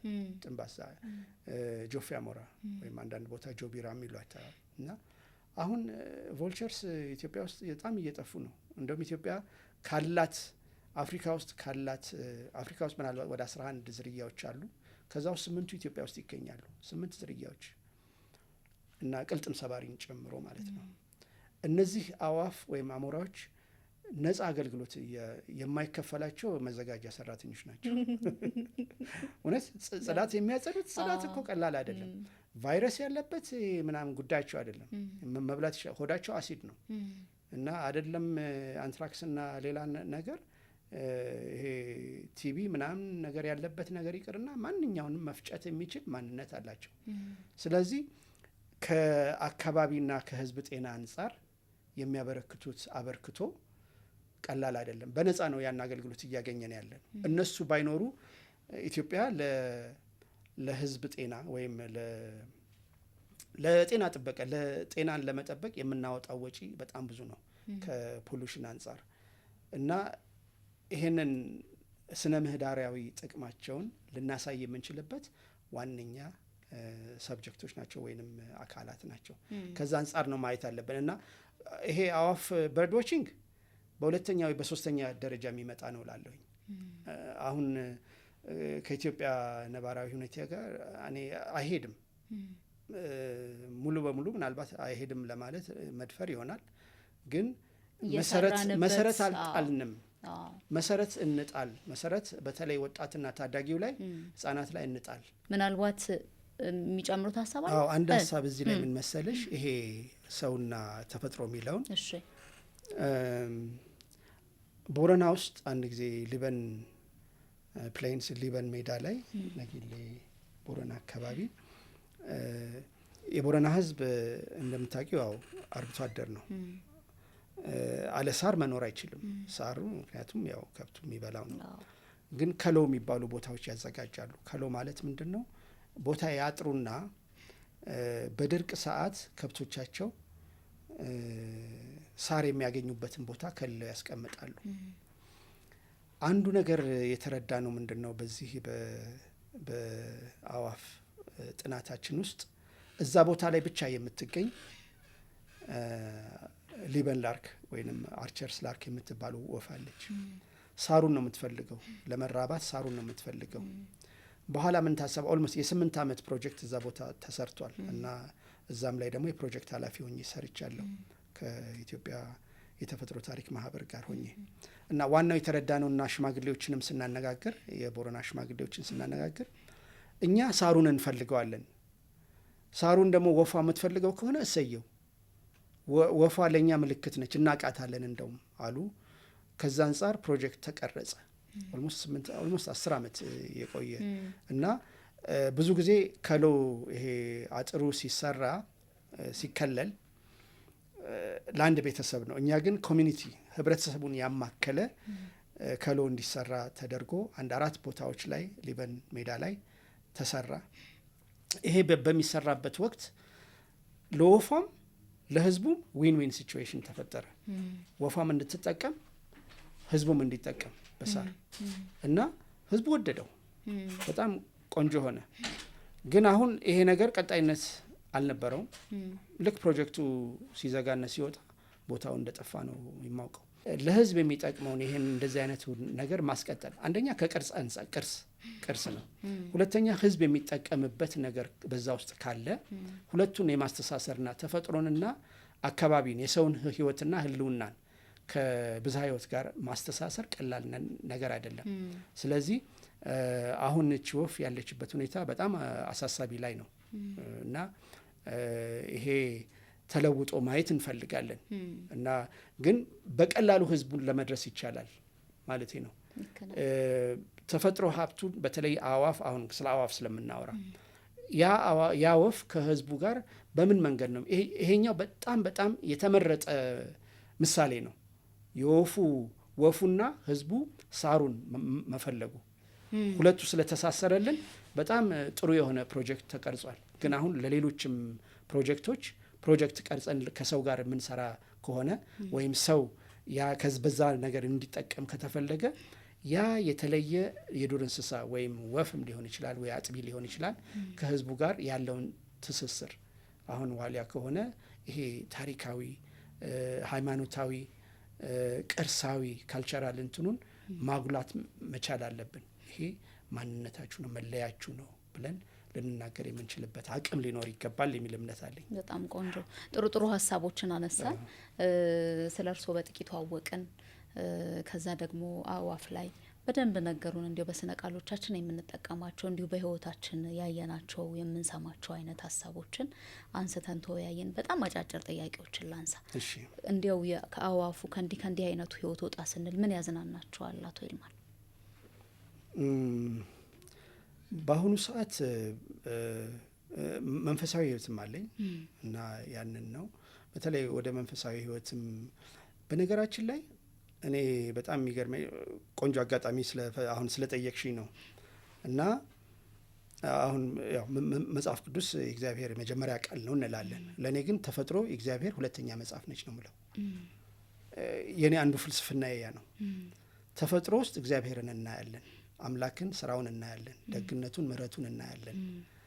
ሰው እግዚአብሔር የለም ኢትዮጵያውያን ውስጥ ይሄ ነገር የለም። በነገራችን ላይ በእስልምናም በክርስትናም ብታይ እግዚአብሔር የለም ማንም አይልም። ይሄ ሞኖቲስቲክ እግዚአብሔር አለ ነው የሚባለው። ግን አሁን አውሮፓ ሌላ ቦታ ስትሄጂ አምላክ የለም ይላል። እንዴት ነው አምላክ የሌለው? ፍጥረትን አይቶ እንዴት ነው ሰው እግዚአብሔርን ማመልከው ማየው የሚል እምነት አለኝ። ፍጥረት ራሷ እግዚአብሔር አሻራ ያለባት ፍጥረት የእግዚአብሔርን ታላቅነትና ክብር የምትናገር ነች። ሁለተኛ መጽሐፉ ነች፣ የአሻራው ነች። እግዚአብሔርን በአካል ማየት ካልቻል አእዋፍን አይተን እግዚአብሔር እንዳለ ማየት እንችላለን። ጠዋት ነግቶ ማታ ሲመሽ እግዚአብሔር እኮ እንዳለ እናያለን። ክረምት መጥቶ በጋ ሲወጣ እናያለን። እህል በልተን ጠግበን በቃ እስማኤል አሁን ለምሳሌ ሰዎች መልካም ፈገግታ ሲያሳዩ እግዚአብሔርን እኮ እያሳዩ ነው። ሰው ሲያለቅስና ሲያዝን እግዚአብሔርን እያሳየ ነው። የእግዚአብሔርን ልብና ለእግዚአብሔር ለሰው ልጅ ያለውን ፍቅር እያሳየን ነው። ማንነታችን እግዚአብሔርን እንትን ምልሽ ሪፍሌክት ያደርጋል። ማነው ተፈጥሮ ደግሞ እግዚአብሔር በእጁ የሰራት በቃሉ የፈጠራት ስለሆነች የእሱን ታላቅነትና ክብር ትናገራለች የሚል እምነት አለኝ። በቃ አንደኛው ጋይዲንግ ፕሪንሲፕል ይሄ ነው እና በዛ ደስ ይለኛል ለማለት ነው። ስለዚህ በማነበው በመመራመረው ነገር ውስጥ ፍጥረት ጎልታ እንድትታይ በዛ ውስጥ ደግሞ የእግዚአብሔር ክብር እንዲታይ እወዳለሁ። አንዱ ደስ የሚለኝ ይሄ ነው። ሌላው መጽሐፍ አነባለሁ። አሁን ደግሞ ሶሻል ሚዲያ የሚባል ነገር መጥቷል። እየረበሸኝ ነው በዚህ እድሜ በጣም አስቸጋሪ በዚህ ሰዓት ፌስቡክ ወይንም ግን እሱን ለመልካም ነገር መጠቀም እያሰብኩ ነው። እንደ ቻነል ነገርም ከፍቼ ዩቲዩብ ላይ የኔን ስራ አይደለም ግን በውስጤ በልብ ያለውን ነገር ለመግለጽ እየሞከርኩ ነው። ያንን እስቲ እንዴት ነው ላደርግ የምችለው? ብዙ ሰውን ለመድረስ እፈልጋለሁ። ሌላው ቅድም እንዳልኩሽ የኮሚኒኬሽን እንትን ነው። አሁን እኔ የኮሚኒኬሽን ሰው ፒውርሊ የወፍ ሰው ብቻ አይደለሁም። ፒውርሊ ወይንም ከብዛ ህይወት ጋር ብቻ የተያያዘ ማንነት አይደለም ያለኝ። ሰውን አከብራለሁ። በሰው ውስጥ ትልቅ ክብር እንዳለ ያለው ያንን ደግሞ ለመድረስ ተግባቦት መፍጠር እንዳለበት። ስለዚህ ተግባቦትን መፍጠር በጣም ፈልጋለሁ። መናገር የንግግር ችሎታዬን ለማዳበር ይሄ ፐብሊክ ስፒኪንግ እየጣርኩ ነው። አንዳንድ ነገሮችን መጻፍ እየሞከርኩ ነው። እጽፋለሁ፣ መጻፍ ጀምሬያለሁ ብዬሻለሁ። እና በተቻለ ደግሞ ነጻ ጊዜን ለማስተማር አሁን የኢትዮጵያ ቅርስ ባላደራ ማህበር ውስጥ የቦርድ አባል ነኝ። በነጻ ጊዜን እሰጣለሁ። የኢትዮጵያ የዱር እንስሳትና ተፈጥሮ ታሪክ ማህበር ውስጥ አባል ነኝ። ለኢትዮጵያ የዱር እንስሳት ጥበቃ ድርጅት ጊዜን በነጻ ለመስጠት የተዘጋጀው ነው። ጥያቄ ከመጣ ማንኛውም ሰዓት አገለግላለሁ። ሌላውም ደግሞ ቲንክ ታንክ የሚባል የኮንሰርቬሽን የኢትዮጵያ የዱር እንስሳት ጥበቃ ባለሙያዎች ማህበር አለ። እዛ ውስጥም መስራች አባል ነኝ። ስለዚህ ብዙ ነገር ጊዜን የሚወስድ አለ። ስለዚህ ያው በዛ ጊዜን አሳልፋለሁ ለማለት ነው። በጣም ነው የማመሰግነው። ክብር ይስጥልኝ። በጣም ብዙ ሀሳቦችን አነሳን። ቆንጆ ሀሳቦች የማናውቃቸው ደግሞ ብንረዳቸው ግልጽ ቢሆኑ ብለን ያሰብናቸው ሀሳቦች ላይ ያወራን። በጣም አመሰግናለሁ። ቆይታችን እንዴት ነበር አቶ ይልማ? በጣም ቆንጆ ነው። በጣም ወድጄዋለሁ። አዝናኝ ነው። እሺ። እና የልቤን መናገር ቻልኩኝ ብዙ ነገር እና ጊዜ ተሰጥ ብዙ ጊዜ እንደዚህ አይነት ፕሮግራሞች አጭር ናቸው የተወሰኑ ስለሆኑ ዛሬ ግን በጣም በጥልቀት የግል ህይወቴንም ልናገር የቻልኩበት አጋጣሚ ስለሆነ በጣም ደስ ብሎኛል። እናመሰግናለን በጣም። እሺ እናንተንም እናመሰግናለን። አድማጭ ተመልካቾቻችን አብራችሁን ስለነበራችሁ እንግዲህ ስለ አእዋፍ አወራን። ምሳሌዎቻችን ውስጥ የምንጠቀምባቸው በቀልድም ጣል የምናደርጋቸው የምሳሌያዊ ንግግሮች ምንድነው ትርጓሜያቸው የሚለውን በጥቂቱ ለማንሳት ሞከርን። ስለ አእዋፍም ግንዛቤ አግኝተናል ብለን ተስፋ እናደርጋለን። አብራችሁን ስለነበራችሁ በጣም እናመሰግናለን። ከመላይ ስቱዲዮ ባለሙያዎች ጋር ሳራ መኮንን አብሬያችሁ ነበርኩ። ጤና ይስጥልን።